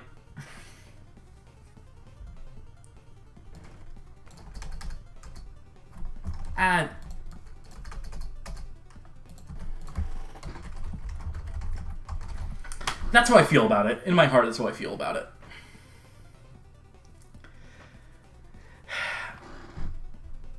But yeah, people are saying, like, let's keep things light and fun, and I don't know. You're probably right about that. We'll keep slotting grounds on there, though. People saying that, yeah, like, Travel Luxury saying, I definitely think getting added to worst lists is exactly the intent of those games, just to get traction, circulation. Yeah, I mean, that would also disqualify slotting grounds, though, where they remind Brothers dealt in controversy, but at the same time, fuck them. Plywood, are rail shooters first-person shooters per se? I'm going to say yes. They take place from a first-person perspective, and you are primarily shooting. I don't think that... They're definitely subgenre. They definitely need to be, like, separated here, but for the purpose of this, like, list here, for the purpose of putting Death Crimson at number one, yeah, because I don't want to do a separate list just for rail shooters, because I feel like that would be, like, its level of specificity and granularity that's completely pointless. But is there anything else I want to swap out here? Or am I going to commit to it? I feel like I'm probably going to commit to it. I feel like I'm pretty strong on that list right now. I'd love to put Shell Shock 2 Blood Trails on there, but that'd just be for me. That'd be for my own sick satisfaction. Yeah, I feel like having Medal of Honor Underground there is good as the number 5. I don't want to put another game. I don't think there's a game worse than that. Besides these four. So that's what we're going with for a list of worst. I'm getting a little tongue-tied here. Worst first-person shooters. Death Crimson, Extreme Paint Brawl, Daikatana N64 version specifically, The Slaughtering Grounds, and Medal of Honor Underground. How many more lists do we need to do? Fuck me. We've been lagging. But, I think there's a lot less horror games on the list. I feel like we have a pretty limited field to work with here. Yeah, this should be a lot easier for one to... We have a lot less to work with here, and it's going to be easier to narrow down. Alone in the Dark reboot from 2008. 2012's Amy. 2016's Back in 1995. I don't know why I'm giving the year for all these. Clock Tower 2, The Struggle Within. Also known as Clock Tower Ghost Head. It's barely a horror game when you just put guns in the hands and you take away the ability to hide. Video Game King saying, Planet Laika should definitely be on the list. Look at it, look at it. This doesn't look like an actual horror game. Is this an actual horror game, or is this just like surreal? It is just horror because it's like terrifying visual there. So it's not a game I'm familiar with. Let me know if it's a game I need to look into more. But let's finish this list off for now. Deadly Premonition, original release. Deep Fear for Sega Saturn. That's definitely not going to be on the list, by the way. It's definitely not going to hang. It's fine for what it is. Martian Gothic, I see, should be on the list. And you're right, it should be. Let's do... I'm not going to...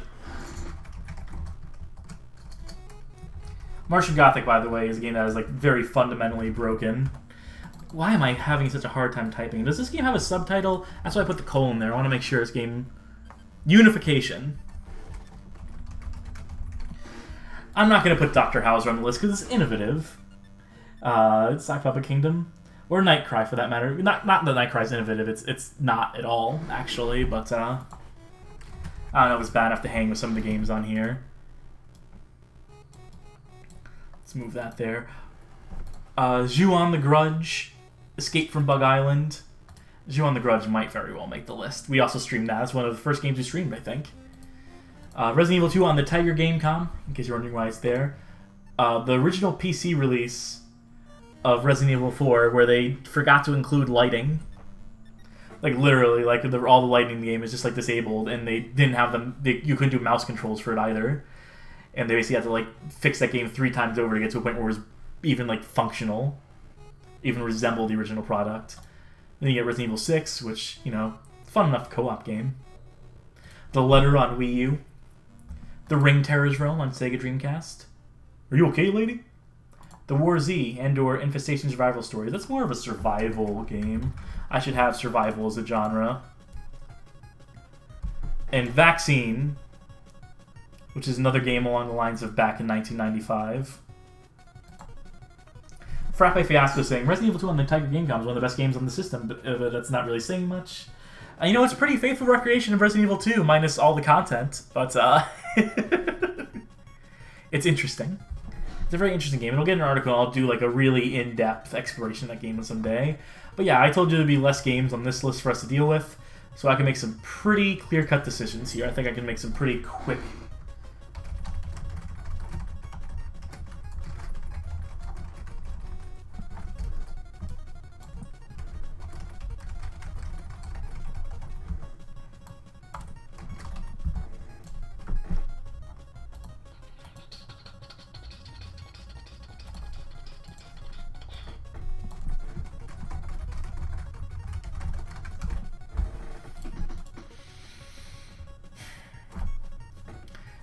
Silly Premonition doesn't really hang on the list. It's because it's so lovable and it's got so much charm to it, but it's technically bad, that original release, and even like some of the director's cut stuff creates some more issues while fixing others. But Paul Quadruple is saying some of the later Silent Hills could get on there. They can get some articles for like, what is it, Downpour? Is that the one where you play as like the convict or the truck driver, whatever? Those later games do blend together, but I don't know if any of them are bad enough for this list. Alone in the Dark definitely needs to be there. It's the fucking universe, says Video Game King. I don't know. There's just production. There's set pieces to it. There's an intent with it.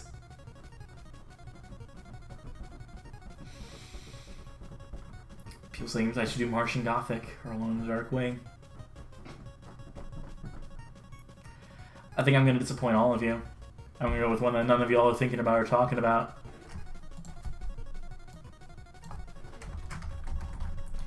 And I don't do it just to shit on an indie, because I respect the indie hustle, but back in 1995 misses what made horror games great in 1995. It's just fucking horrible. Just ugly as a sin and not in the right ways. They tried to do that Jaggies aesthetic from the PS1, but it's just such a bad implementation of a decent idea. I don't know. Maybe that one doesn't hang in the way it does, and I feel that is kind of picking on it the same way that doing an article on Vaccine would be picking on like an indie developer. I don't know. Timing the Clip's asking about the Discord server. Is Game Love the main server, or is there another strictly about Bad Game Hall of Fame? I just use the Bad Game Hall of Fame Discord server for all my bad, or I should say the Game Love server for all my Bad Game Hall of Fame discussion, because I run both sites. So, yes, if you're planning on joining the Discord, Game Love is the one. That is the correct one that you would be joining there. I don't know. I guess I could appease everyone by putting Alone in the Dark on here. I feel that's the one that people are asking for, that or Martian Gothic, but I could do Peepo, or I could do Tiger Gamecom Resident Evil 2.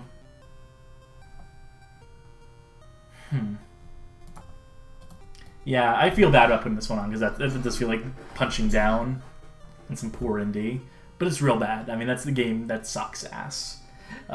There's just punching down in itself to say that. Video Game King asking about Peepo. You will know one day. Maybe I'll play Overblood on stream. That could be a fun one to stream. It doesn't hang on this list, but going back and forth. I'm just thinking about this now. Alone in the Dark. Whatever. I don't mean to whatever something that people have been strongly suggesting, but I feel like Resident Evil 2 Tiger Gamecom is like the best game on that hardware, and that kind of spares it from being on the worst of for here. So yeah, that's okay. I'm happy with that. I'm happy enough with that. Clock Tower 2 Struggle Within, definitely the worst horror game of all time, though. Right? Ju-on the Grudge, Haunted House Simulator, as the subtitle is in some regions of the world. Amy, The Ring Terror's Realm, and Alone in the Dark, 2008. To specify, not just the classic Alone in the Dark. I'm not shitting on the original DOS Alone in the Dark. Alright. How many platformers do I have on here? Oh, fuck. Tell you what. Let's maybe come back to platformers. Let's knock a few more of these out, why don't we? And then if there's time at the end, we'll do platformers. There's also Rise of Nightmares in 360, or whatever the Connect one is called. You are correct, Plywood. It is Rise of Nightmares. There's also, like, would you call Steel Battalion a first-person shooter? Is that a question I should have asked earlier? I think it's more of a simulation game. Yeah, platformers, people saying that platformers is going to be a stream by itself. Yeah, or just like watch Retro Pals do Mascot Platformer, Mascot Fridays or whatever. Point and click, there's not enough games on here. Someone brought up a point on Twitter the other day where they were saying, like, you know, there's not enough point and click representation on worst game of all time lists. There's Limbo the Lost. Some people maybe mentioned Lula 3D. I didn't see anyone mention Rihanna Rogue. I didn't see anyone mention the Town with No Name. I thought I added Animal to the list. Nope, just Animal Crossing Amiibo Festival. There's that Pepperami snack game that I should put on here.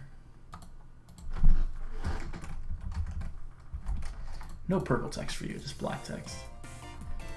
So we technically have 5 point-and-click games here. But, could make mention of Police Quest Open Season for, says Paul Quadruple S. I don't know if that's bad enough to be, like, article-worthy. Or whatever else have you. We got some puzzle games. Do I have puzzles on here? No, I decided to not do puzzles because, again, there's only a few on here, including 3D Tetris, Bad Rats, Chase the Chuck Wagon, Hair Razor, Mahjong the Lady Hunter, Sonic Labyrinth, New Tetris, Virtual Lab, Where's Waldo on NES. I mean, that's enough to make a list. I mean, whatever. 3D Tetris, number 3. Hair Razor, number 1. Chase the Chuck Wagon, number 2. Bad Rats, number 4. There, we made a list. Oh, number 5. Virtual Lab on Virtual Boy. Anywho, rhythm games are also skipping because I only have 4 of them here. Power Gig would be the winner. RPGs. Definitely a... Armed and Delirious is a really bad adventure point and click. I will copy that. I will bookmark that for future reference. That's one where he plays an old lady. That's right. Forgot all about that one. I'll think about whether that deserves to be on. Anyway, RPGs. This is the next one we're going to do right now. Let's go down the list. Ancient Roman, Power of Darkside for PS1. Bad game. Chaos Wars for PS2. Not even a terrible game, it's just the voice acting. That is why it is on this list, so I can do an article about why the voice acting the way it is. The same way with like a Castle Shikigami 2. Darkened Sky. If Liz Star were here. The GameCube version specifically. The PC version is a lot easier to break. It's a lot more tolerable because of that, but try playing that GameCube version. Time of the Clips mentioning it. Sonic Labyrinth is a weird game because it's not even quite a puzzle game, and generally this is interesting enough to talk about, but doesn't really have any redeeming qualities. We did a whole article on it at some point, but yeah, I think it's a very light article as well, just because I agree there's not too much to say about it. Video Game King saying you need to put Stargazers on the list.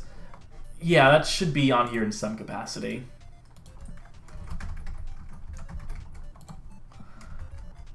I don't know if I know enough about it for it to make the this list, but it should be on this list. Anyway, Dragon Ball Z Legacy of Goku on Game Boy Advance. Haven't played enough of that game.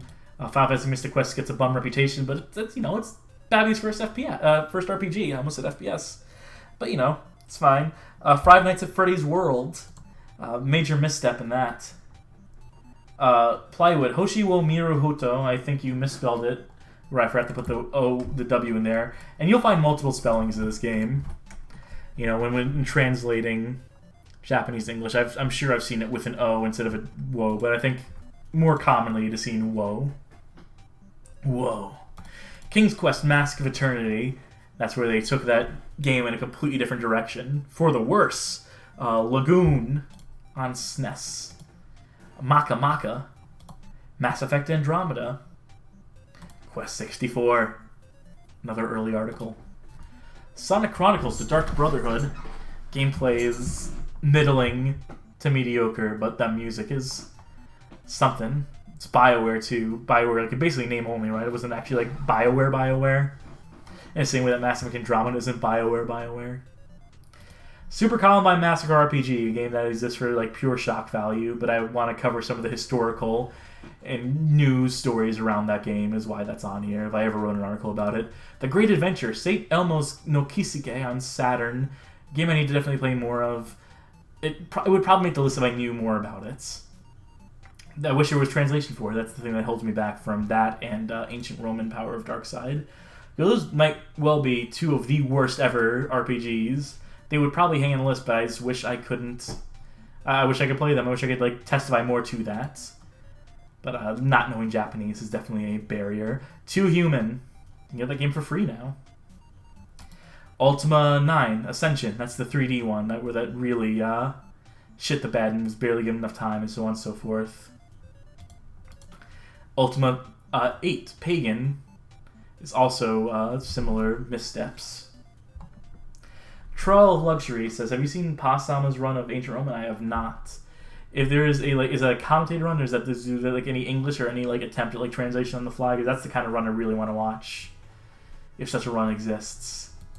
Unlimited Saga is a game I've been told about. There's someone who really wants me to review this game in the Discord server. Someone really wants me to review that game.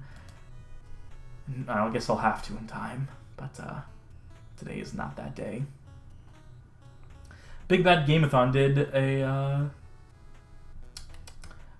Power of Ancient Roman run. You should probably watch that. Virtual Highlight. More than any other highlight configuration over, because you at least give the original highlight games like credit for, I don't know, innovation at the time. Trailblazers, pioneers. They were allowed to make mistakes with Virtual Highlight. I love it to death, but come on. Virtual Highlight's got to make the list, right? Wolkenkratzer, Shinpan no To, and Yek. Yek is how I feel about Yek, a postmodern RPG.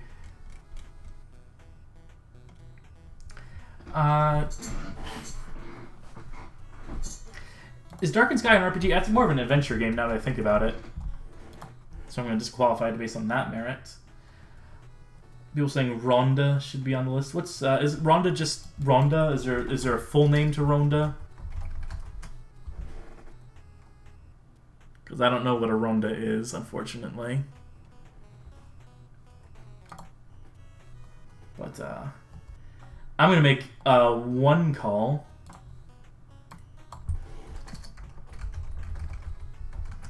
For some of the old heads, for some of the old computer RPG heads who have to feel my pain in many of the same ways. I will Ronda it has connections to the Majin Tensei series I'm seeing.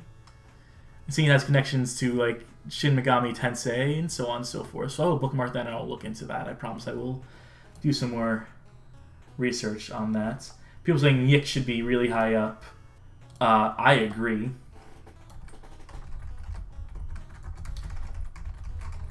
And just the things that creator has gone on to say and do and just to make a complete ass of himself.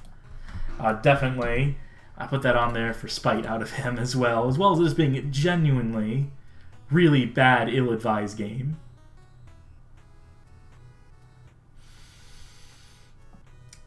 Yeah, I know what number one is. It's gotta be.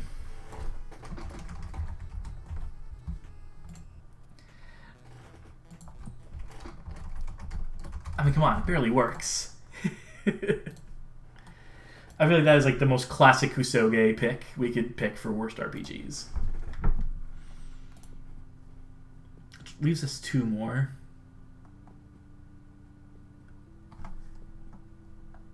Do I put Quest 64 on here?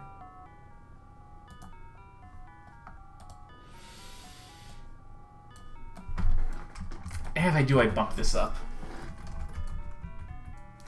Is Super Monkey Die Book anywhere on this list? That's an adventure game, not an RPG. You don't really level up anything in that game.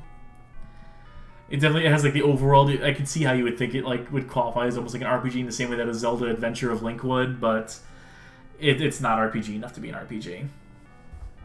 Definitely an adventure game. Too Human is tempting, but we did say Virtual Highlight had to make the list.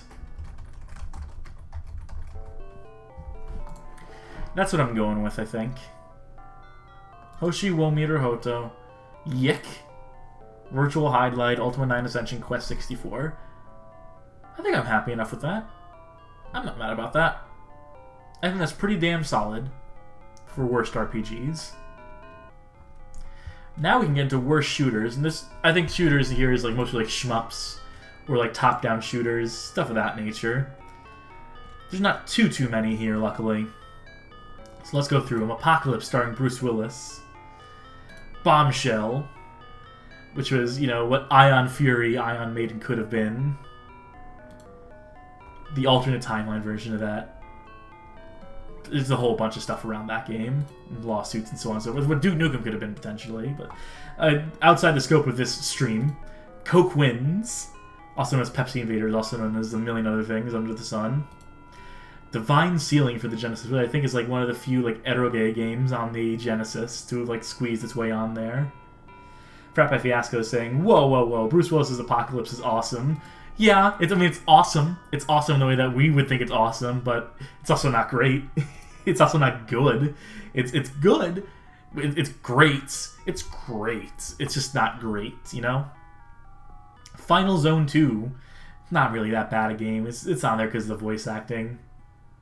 Video Game King, would hatred be too cliche for this list? No, it's on there, and it sucks, but it's the same thing as like ethnic cleansing. It's so like such a bummer to think about. Hong Kong Night 7 will definitely make it on there. Let's not forget XX is on here, Micronic's top-down shooter for NES. Or is it top-down or is that side view? I can't even remember. But it's Micronic, so it's gotta be bad. I'll have to actually look at gameplay footage to remind me. Always some game there to remind me. Frontline sucks ass. Was that arcade port to Famicom? It's just so basic. There's another game on here. If there's Doughboy on here, if I remember to put Doughboy on here, it's in a similar camp. Ghostbusters, the 2016 game. I wish I knew more about that game to like definitively put it on here. We talked about hatred. Hong Kong 97. We have an article about it. That'll constitute my talking about it. Icky, the first ever Kusoge. Whether it really deserves reputation as a Kusoge in the first place is debatable. It probably won't make the list either. Jinmu Densho, which I think is that is the... What's the game, the Sega behind the back game that everyone gets all like horny for? That's not horny. That's not the right choice of words. It's that one like you're jumping around and it's behind the back. It's a game that everyone loves that I didn't get anything out of. It's one of those. Is it Fantasy Zone or Space Harrier? It says Gibbo Inferno. Thank you. Yes, Jinmu Densho is a bad version of Space Harrier. King's Knight on the NES. Last Alert for TurboGrafx 16. There's only game that's on here because I think primarily because of voice acting. And it's not great, but Lone Soldier is garbage, but it's my kind of garbage. Mazer for a 3DOs game. I still yet to play because I don't think it plays one emulation. I think I have to play it on an actual 3DO, but it's American Laser Games stepping outside of their usual territory to do not a rail shooter, not an FMV game, but it's something. But needs further exploration. Pentadragon on Game Boy. Planet Joker, maybe the worst shmup on the Saturn. And there's a few of them. A few shooters. Not every shmup on the Saturn is bad. I'm losing my words right now. It's definitely getting late. But when I talk for this long, I start to lose my words. Radar Scope, not actually bad, but you know, reputation. I was talking about this earlier when we were talking about Rally X in relation to Pac-Man. Silver Surfer on the NES could potentially make the list because of this bullshit. Space Raiders, the ill-advised attempt to make a gritty reboot of Space Invaders as Space Raiders. Star Fox Zero is a shooter. Yeah, I think that's right genre for it. I don't know if it'll make the list because it's primarily bad control. Did they patch in better control at some point, or is that like a complete Toilet Kids, literally the only Kusoge on this list. Oh yeah, I mean, shit game, yeah, because there's actual shit in it. Like, honestly, like, if you're talking about Kusoge, Ikki is the literal like, first Kusoge. But, Trevor McFur in the Crescent Galaxy for the Jaguar, and XDR Dazzledly Ray, which Sardeus of the Retro Pals personally turned me on to, and I'm just like, holy shit, that's choice. We got some Ultima 3. This is the NES version. This is the Famicom Soundchip version of Hitomi no Knife, which is the Japanese theme of Ultima 3 that they came up with for it. Let's turn that up. Wish this was playing during the RPG section, but I already got some choices.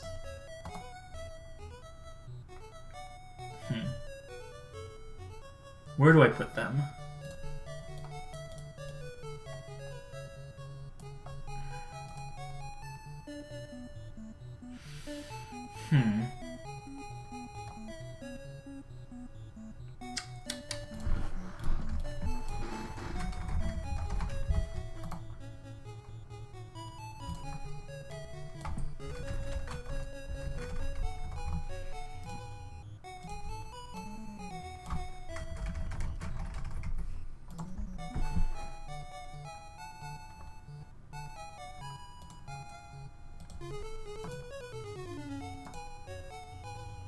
I'm not going to put Coquins on the list because it's like such a fringe game.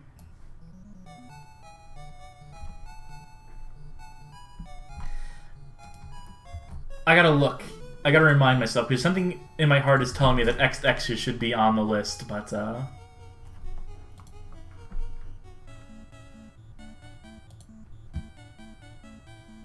wait, what am I doing?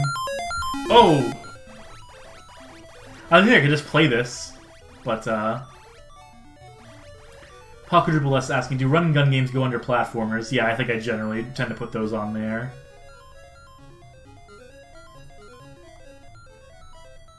This looks bad. I don't know about all y'all, but this looks bad. I've definitely played this. It's all come back to me. I couldn't remember whether it was top-down or side view before, but this is, stands among the finest Action 52 shmups.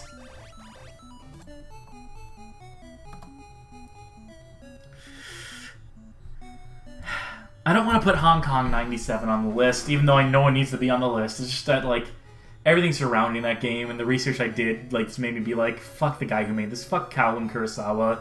Weird Holocaust denier that he is. It's a game, like, if we're making the argument, like, ethnic cleansing and hatred can't be, like, on lists like this because they were made, like, specifically for shock value, then Hong Kong 97 needs to be, like, accepted based on that ground.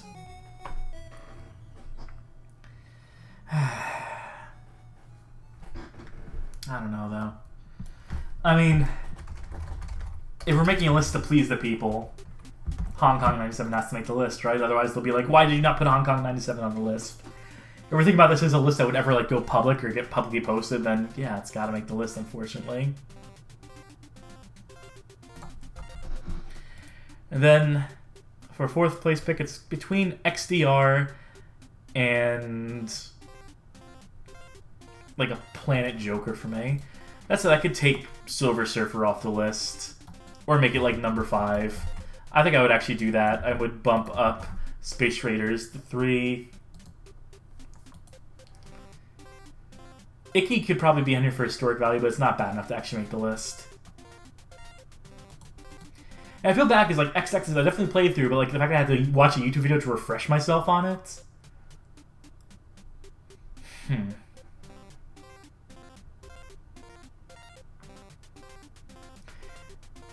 You know, I'm going to go with XDR. Because I do have a bit more offhand recollection of what XDR is and what it represents.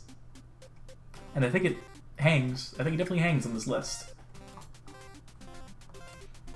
Alright, so we're shooters. Hong Kong 97, Lone Soldier, Space Raiders, XDR, and Silver Surfer.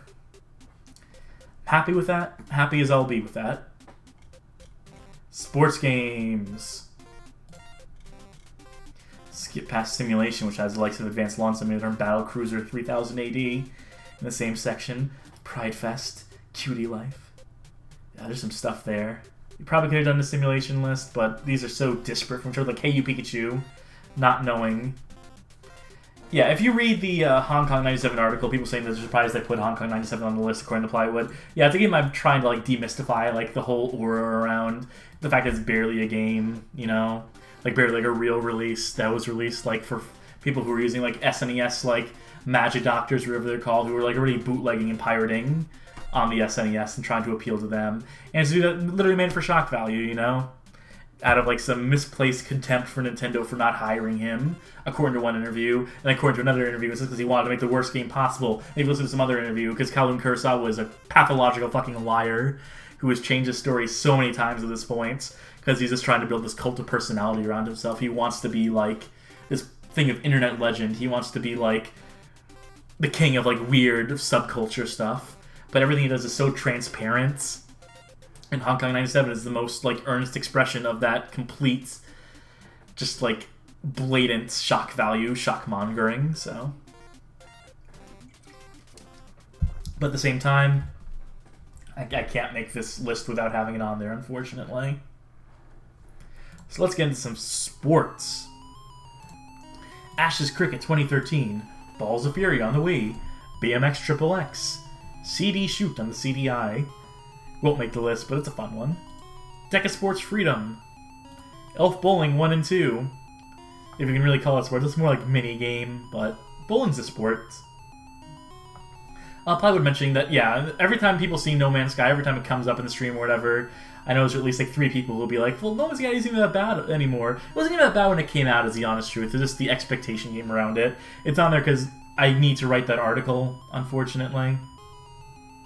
Silo Simon, Balls of Fury wasn't that bad. You know, that is the first time I've ever heard anyone in the universe defending Balls of Fury.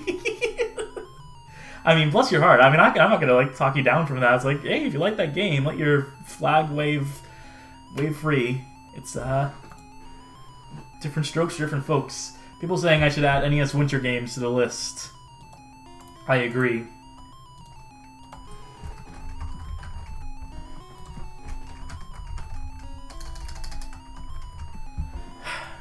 Where were we? Extreme Boards and Blades, Tony Hawk ripoff on PC, budget game by Head Games, people who also made published Extreme Paintball, Gravity Games Bike, Street for Dirt, HBO Boxing, Madden NFL 2005 for the Nintendo DS, Motocross Mania on PS1, Motorbike for PS3, as ported from Android, MTV Sports Skateboarding featuring Andy McDowell, NBA Elite 11, NBA Live 14, NBA Unrivaled, Power Surf 3D Tennis, I don't know if that'll hang. Rugby 15, I think that's the worst rugby game. I know every rugby game sucks, and it's the same people who kept making them using the same engine, so there's a game like after this that sucks even worse, I think. But I think this is one they apologized for, if not mistaken. Video Game King asking, can you even play Tony Hawk's Pro Skater 5 anymore? That's a question I've asked as well, and not found a definitive answer to. I think if you purchase it now, you can't download the servers or authenticate the servers or whatever, but if you already have the game installed on a console, you can still play it. I think I'm right about that. That's the impression that I get. My OA Boss Tones. Simpsons Skateboarding, Wacky World of Miniature Golf for the CDI, Tony Hawk's Pro Skater 5, White Men Can't Jump for the Jaguar, Winter Games for the NES we just added, and World Cup Carnival in 1986 for the ZX Spectrum, which got mentioned in our Human Killing Machine article. Yeah, I can make some picks. I definitely have a few things.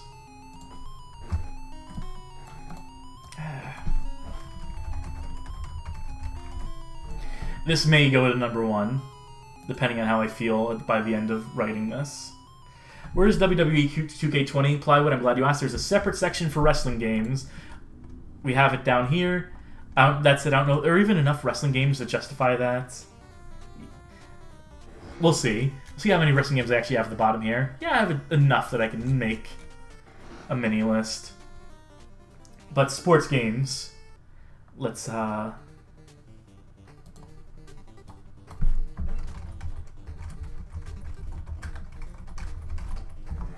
gotta be there.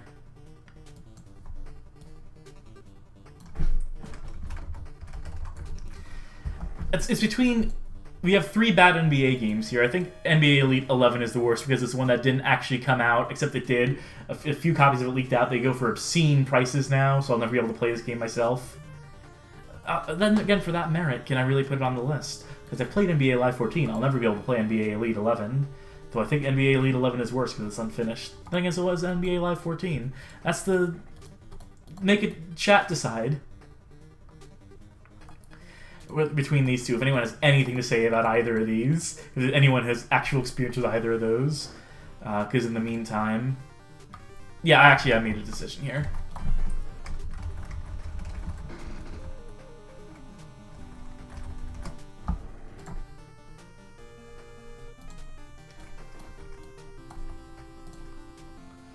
Yeah.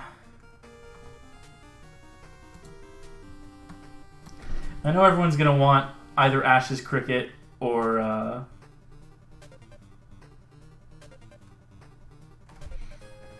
it's either Ash's Cricket or it's Tony Hawk's Pro Skater 5, right? Ash's Cricket being funny enough because it's like for Broken, it has like one of the most legendary quick looks of all time. People saying though that Tony Hawk's Pro Skater 5 should be 5 because it's fitting. People saying though that yeah, like Elf Bowling 1 and 2 deserves a spot at number 1 and or 2. Yeah. I couldn't agree more. As the writer, as the person who scooped a lot of that stuff, I like to claim, I like to pretend, and who got to the bottom of the developers and rights holders of that game having Wikipedia edit war with each other, which I haven't checked on in a while, but I should probably check in on that, see if they've continued that thread at all.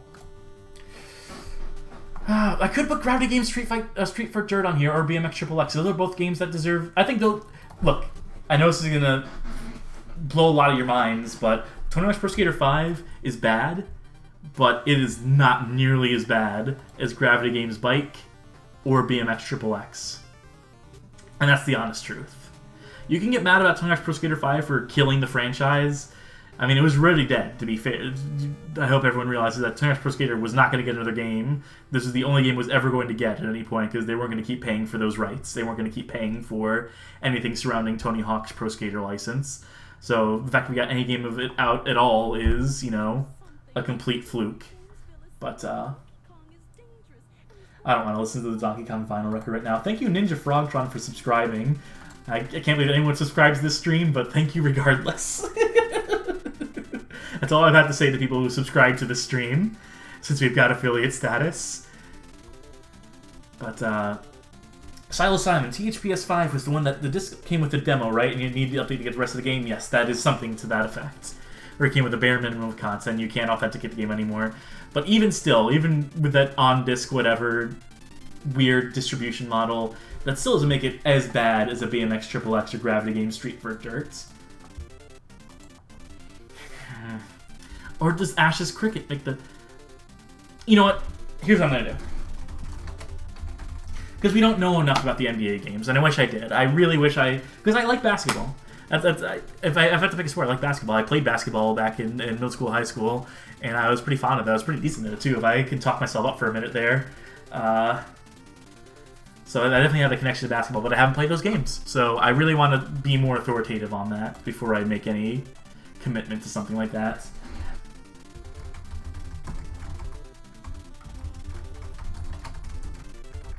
Oh, Gravity Games Bike Street for Dirt, to be clear. That's what I'm going with. I'm going with that over BMX Triple X. Because Gravity Games is that much looser and worse. Becky Burb saying, how dare you poop on Elf Bowling, that we're not pooping on the Flash games. We're pooping on the Nintendo DS and Game Boy Advance unlicensed, quote-unquote, conversions years down the line. Read the article on the website for some fascinating history on the Flash game you know and love, as well as how that game, the rights got traded between so many companies.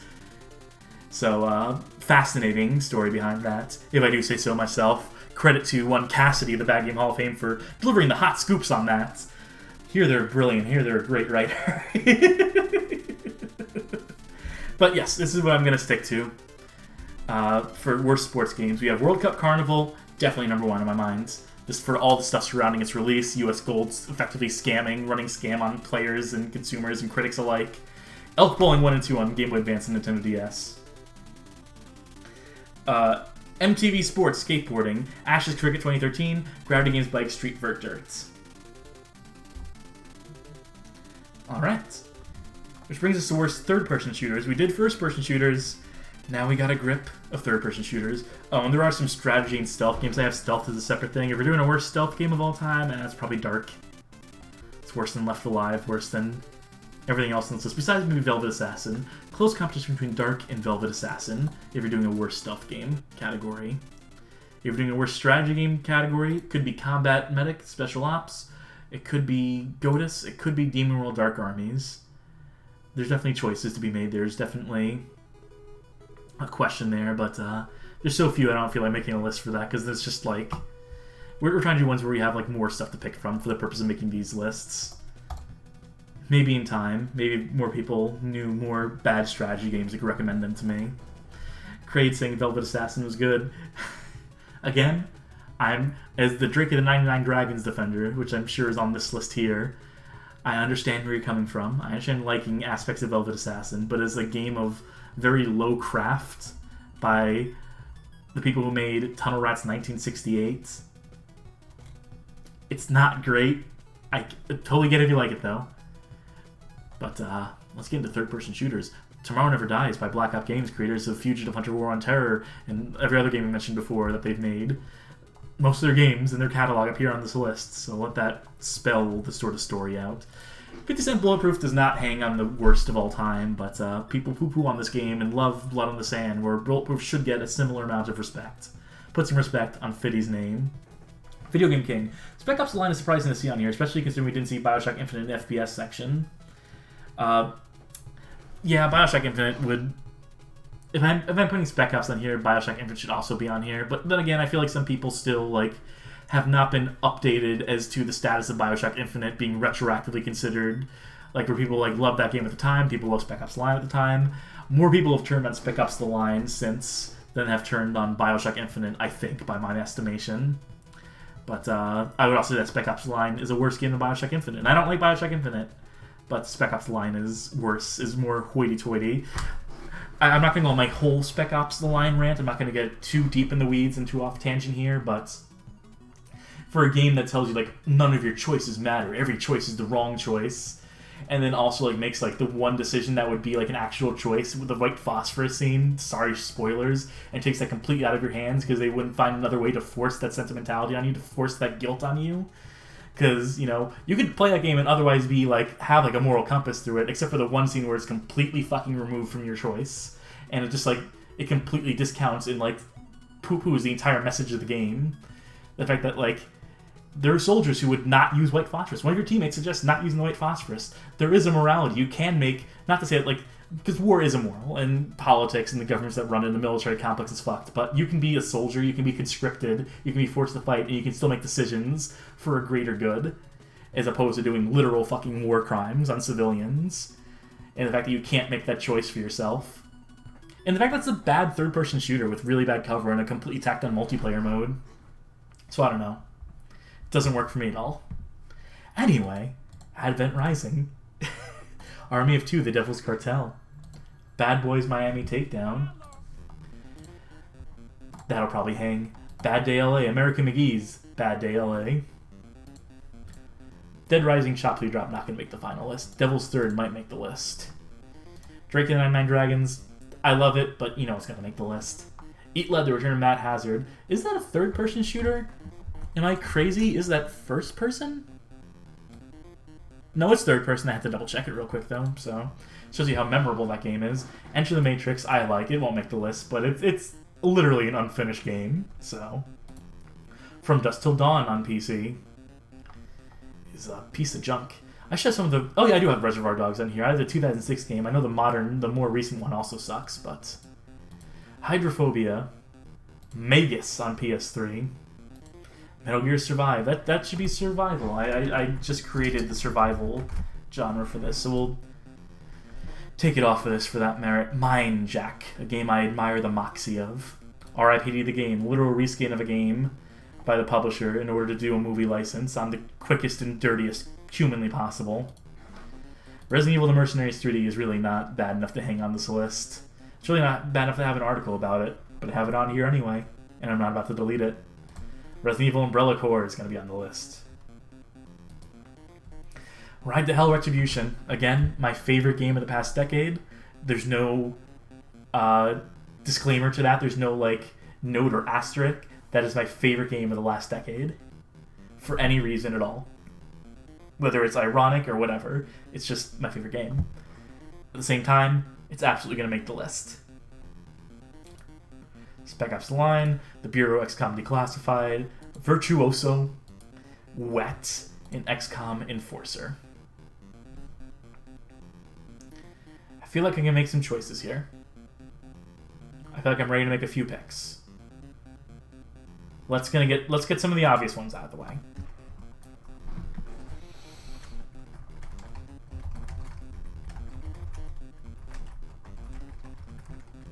Bear in mind that as I write these two games in, these are games I adore. When we say worst, it doesn't mean that they're unenjoyable. In fact, these are two of the most enjoyable games in my heart, in my mind, in my soul. I will forever love these games and forever get stuff out of them. But if you're going off of like the markers of objective quality that have been determined by the critic structure, these are two games that do not live up to any of those standards or any of those established criteria, and that's why they're on the list, and that's why they rate so highly on it.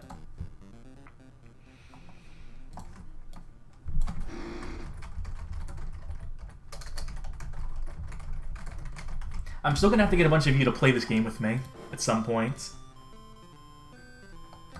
Umbrella Corps, because it's so dead on arrival even. Virtuoso definitely needs to be on this list. And then I got some choices here. Advent Rising has the reputation around it. Bad Boys Miami Takedown is one I'm strongly leaning towards. It'd be between that and Bad Day LA, and they're both right next to each other, which is convenient. You could make an argument for Bureau XCOM Declassified, but there's enough meat to that game to save it.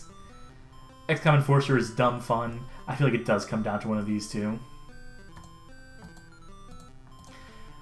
I think Miami Takedown is more fun, is more entertaining, whereas Bad Day LA is devoid of fun. It's just miserable, it's mean-spirited. I think for that.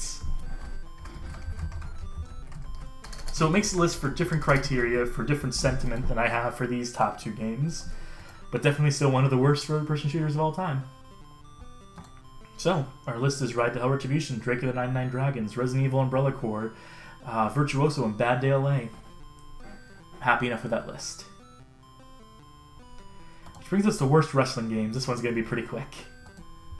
And I know we skipped over platformers, but we've also gone 2 hours, and I don't know if we'll get the platformers this time around, so if we ever revisit, or maybe we'll do it as a part, we'll do it as a bonus, like, as part of some future stream or something, we'll, like, get back to this, maybe. Well, let's do the wrestling games real quick, because it's easy enough. Backyard Wrestling, don't try this at home, not going to make the list. ECW, Anarchy Rules, going to make the list. Hulk Hogan's Main Event, going to make the list. I said risk because I was thinking wrist lock. Wrestling. Ring Rage. I don't know if that makes the list. I know there's another person who's very enthusiastic about the game. The same person who's probably very enthusiastic about Dino Rex and getting me to play that game. I feel like those both came from the same person. But, Tag Team Match Muscle on the NES. The Simpsons Wrestling. WCW Backstage Assault. WWE 2K20. WWE Aftershock in the N-Gage. And WWE WrestleMania 21. I'm surprised I didn't list Tag Team Wrestling. Yeah, Tag Team Wrestling probably deserves to be on here. Because I think it's probably worse than Tag Team Match Muscle even, but Video Game King saying Simpsons Wrestling in 2K20 because those are the only games I have any knowledge of. That's not how it works. Alright. I'm going to make some obvious choices first. If you need to know why this is number one, you should read the article on the website.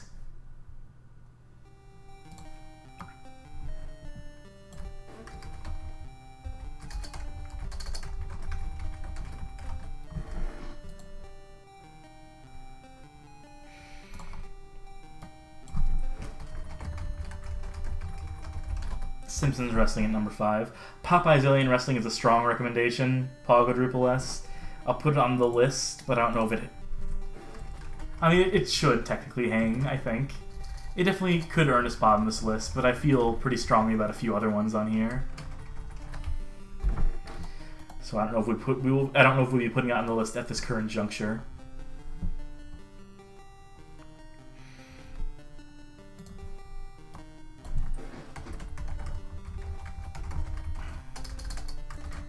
My typing is even deteriorating. My speaking and my typing are deteriorating as we reach the 2-hour mark of the stream. And I'm going to pick one of the NES games. Even though WWE Aftershock and Engage is pretty choice. Becky Bird, what was that terrible Specky Street Wrestling game? Street Wrestling? You might be thinking of Street Hassle, which was the predecessor to Bad Street Brawler and such, but I don't know if that's a wrestling game. That's a beat-em-up. There was a Bop and Rumble, which also stars characters from Street Hassle. It's by the same developer, same publisher combo. So they made a wrestling game called Bop and Rumble, but it's not bad enough to hang on this list, unfortunately. On the beat-em-up, the wrestling list or what have you. Backyard Wrestling is not going to make it. I feel like it's between Tag Team Match Muscle and Tag Team Wrestling. It's one of the two NES games. I'm thinking I'm going to go with Tag Team Match Muscle, and I don't feel like typing that out, so I'm just going to do a little copy and paste trick for that. Article on the site about this one. I feel like it's on this list because, like, why did it even come out in the States? What was even the point? Was Muscle the toy line? And you can make your argument for Kaniku Man, and I know the game is beloved, and Japan does not consider Kusoge. It's considered, like, childhood for a lot of people. That specific game, but, we do not have the same affection for it. Plywood, is Simpsons Wrestling worse than WWE 2K20? Yes. Yes, it is. Because as much as we can poop on 2K20 for as regressive as it is for that long-running franchise, it still allows, like, you could still derive a fun time from it. Simpsons Wrestling is the absence of fun. Then again, you can derive a fun time from Backstage Assaults. I mean, whatever. I'm making, like, really, like, objective statements. You can derive fun from any video game, obviously. I feel like 2K20 has enough content to it, even if it's not great, even if it's a step backwards from what we've seen previously. Like, you can create a character, you can create a wrestler in that game, you know? There's a merit to that. There's a campaign that has, like, some funny dialogue. Then again, of course, like, Ride to Hell Retribution. I don't know. I think the point that I'm trying to make here is that these lists are stupid. That none of these lists are really objective at all. That the lists we're going through, like, whether games are on here because they're enjoyable. Like, for me, Ride to Hell Retribution is a 5 out of 5 game because on my scale, 5 out of 5 for me means game I enjoy the most. Drake and 99 Dragons for that same reason. Meanwhile, Simpsons Wrestling is a 1 out of 5, and Back to the Show will probably be like a 4 out of 5 for me in my mind. If I'm doing based on that scale. If we're talking about objective quality, objective measure of quality, I still think Simpsons Wrestling is worse than a WWE 2K20. And when I say objective measure of quality, I mean, like, ability to meet standards set by genre, format, and stuff. So I don't know. That's how I sort of feel in trying to make this arbitrary list about the worst wrestling games. WCW Backstage Assault's my number 1, followed by ECW Anarchy Rules, Tag Team Match Muscle, Hulk Hogan's main event for the Kinect, and The Simpsons Wrestling.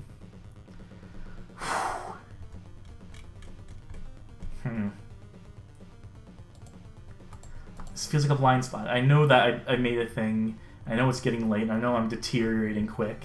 But let's see if we can quickly settle platformers for as many of them as there are on this list. Maybe it'll make itself obvious to me. Maybe the answers will make themselves very apparent to me as I go down this list. Let's do it. Let's just do it. Nightmare on Elm Street, Week of Garfield, Alex Kidd in the Enchanted Castle, Athena on NES specifically, Awesome Possum Kicks Dr. Machino's Butt, Baby Boomer, which is that really platformer? You use a Lycon. It's a Lycon game, basically. But it's technically platforming. It's using the Lycon as a controller for platforming. Barbie on NES, Batman and Robin on the Tiger Gamecom, Batman Forever on SNES. I think that would make the list.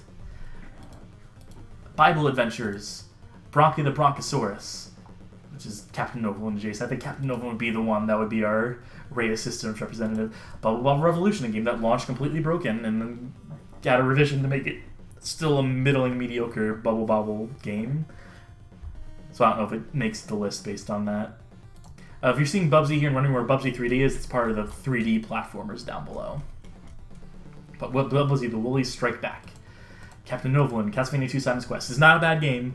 It has a reputation as a bad game because of fucking James and his original video.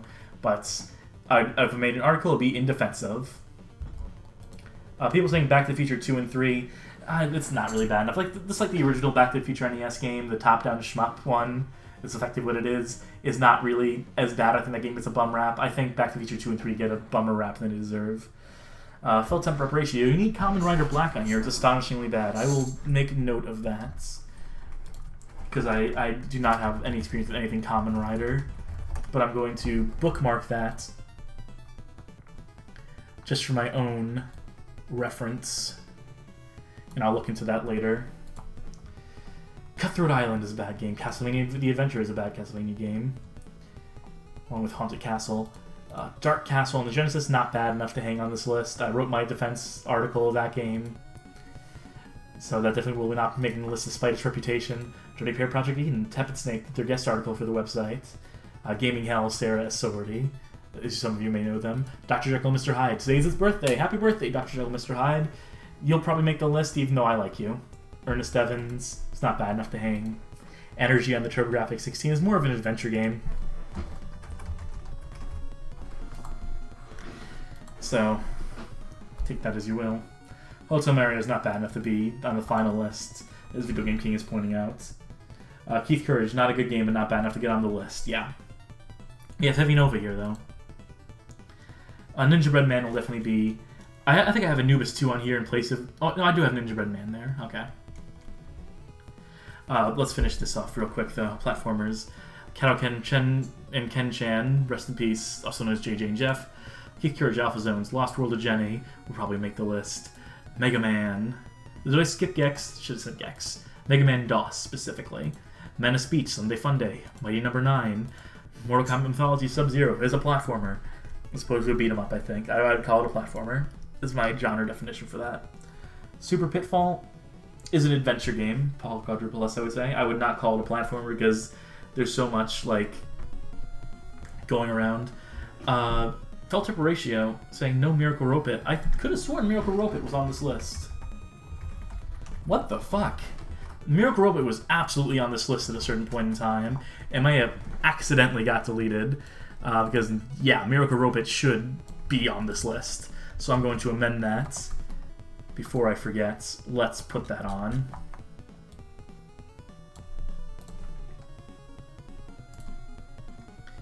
Yeah, that is a egregious mistake that I'm glad you figured out that has been missing from here.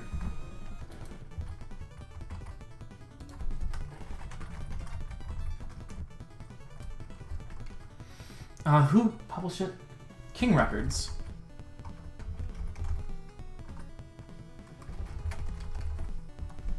I'll even look up the release date, too. August 7th is when it released. There we go. And that's in contention. That is absolutely in fucking contention to be on the list that we're making right now. Operation Secret Storm, Packy and Marlin, Pole's Big Adventure is a joke game, so it won't make the list, but, Rex Ronin, Secret Scout and the Temple of Demise. I don't think any of the Color Dreams Wisdom Tree games are going to make it on the list, sad to say. They're bad, but not as bad as historically made out to be. Sonic Blast on the Sega Game Gear, Sonic Jam on the Tiger Gamecom might make the list. Sonic the Hedgehog on the Game Boy Advance. If we're going with the Sonic game, we're going with Sonic Jam on the Tiger Gamecom. Super Mario Bros. Special isn't going to make the list ultimately, but fascinating game. You can read the article. Tenkai Knight's Brave Battle is, I think, one of the lowest rated games on Metacritic, but Terminator on NES, Transformers Mystery Convoy will probably make the list. Another article that exists already. Wizard of Oz for SNES, Time Cop for SNES, Titus the Fox to Marrakech and back. I was asking, shit. I'm completely blanking on, like, the origins of this game as Titus the Fox before he was Titus the Fox was some stand-up comedian from... I can't remember the details of it, but there's stuff around Titus the Fox. But I don't know if that'll make the list ultimately. Utsurun Desu, Kawaso Hawaii Iiku, which is Bakage, so I don't think it's going to make the list because it's intentionally sabotaging itself in ways. The MSX Vampire Killer is not a bad game. It's great, as a matter of fact. But people really dislike it for some reason, so I might make an article in defense of it. Then we get into 3D platformers. Anubis 2, Bubsy 3D, Castlevania 64, not bad enough. Not really a bad game at all. Croc Legends of Gopo, not really bad, but my roommate insists that it is the worst game they've ever played, very subjectively. So I keep this on there to appease them. Epic Mickey 2, The Power of 2, Glover, the game that should not be spoken of. Ninja Bread Man, Rascal. Crade saying Steven Seagal is the final option. That game never came out, though. I don't feel good about writing about games that are just prototypes. It feels mean. Sonic Boom Rise of Lyrics, Sonic the Hedgehog 2006, Spyro, Enter the Dragonfly, and there we go. As tempted as I am to put Spyro Enter the Dragonfly based on having to stream it and being tortured by it, it's not going to make the list. There's definitely some picks we can do here. This won't take as long as I thought.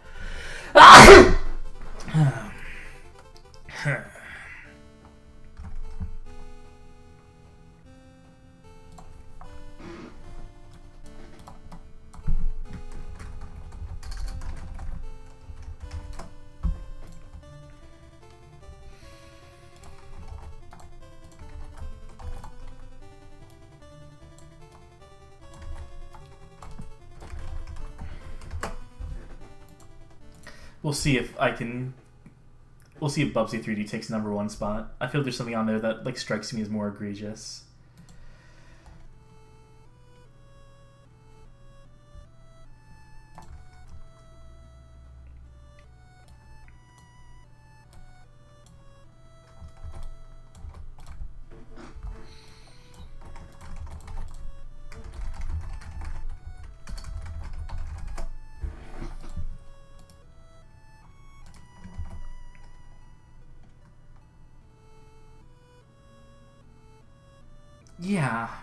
Yeah, this feels right. What I'm about to do feels right.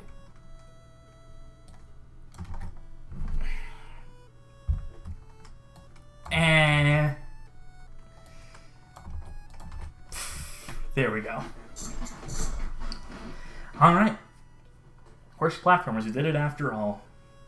Sonic Jam on the Gamecom is definitely the worst platformer. The bare comes in below minimum standard of playability, missing chunks out of the environment, practically unplayable, in addition to running like 1 frame per second. There's an article about it. Go ahead and read it. Bubsy 3D.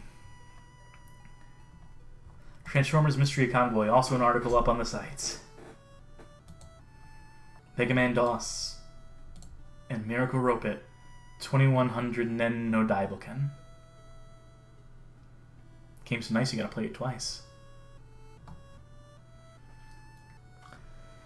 So we did it after all. We made a platformers, and there's some genres not represented here. We don't have one for the nebulous action, as we have plenty of action games here. We don't have one for adventure, arcade. We skipped a few things here.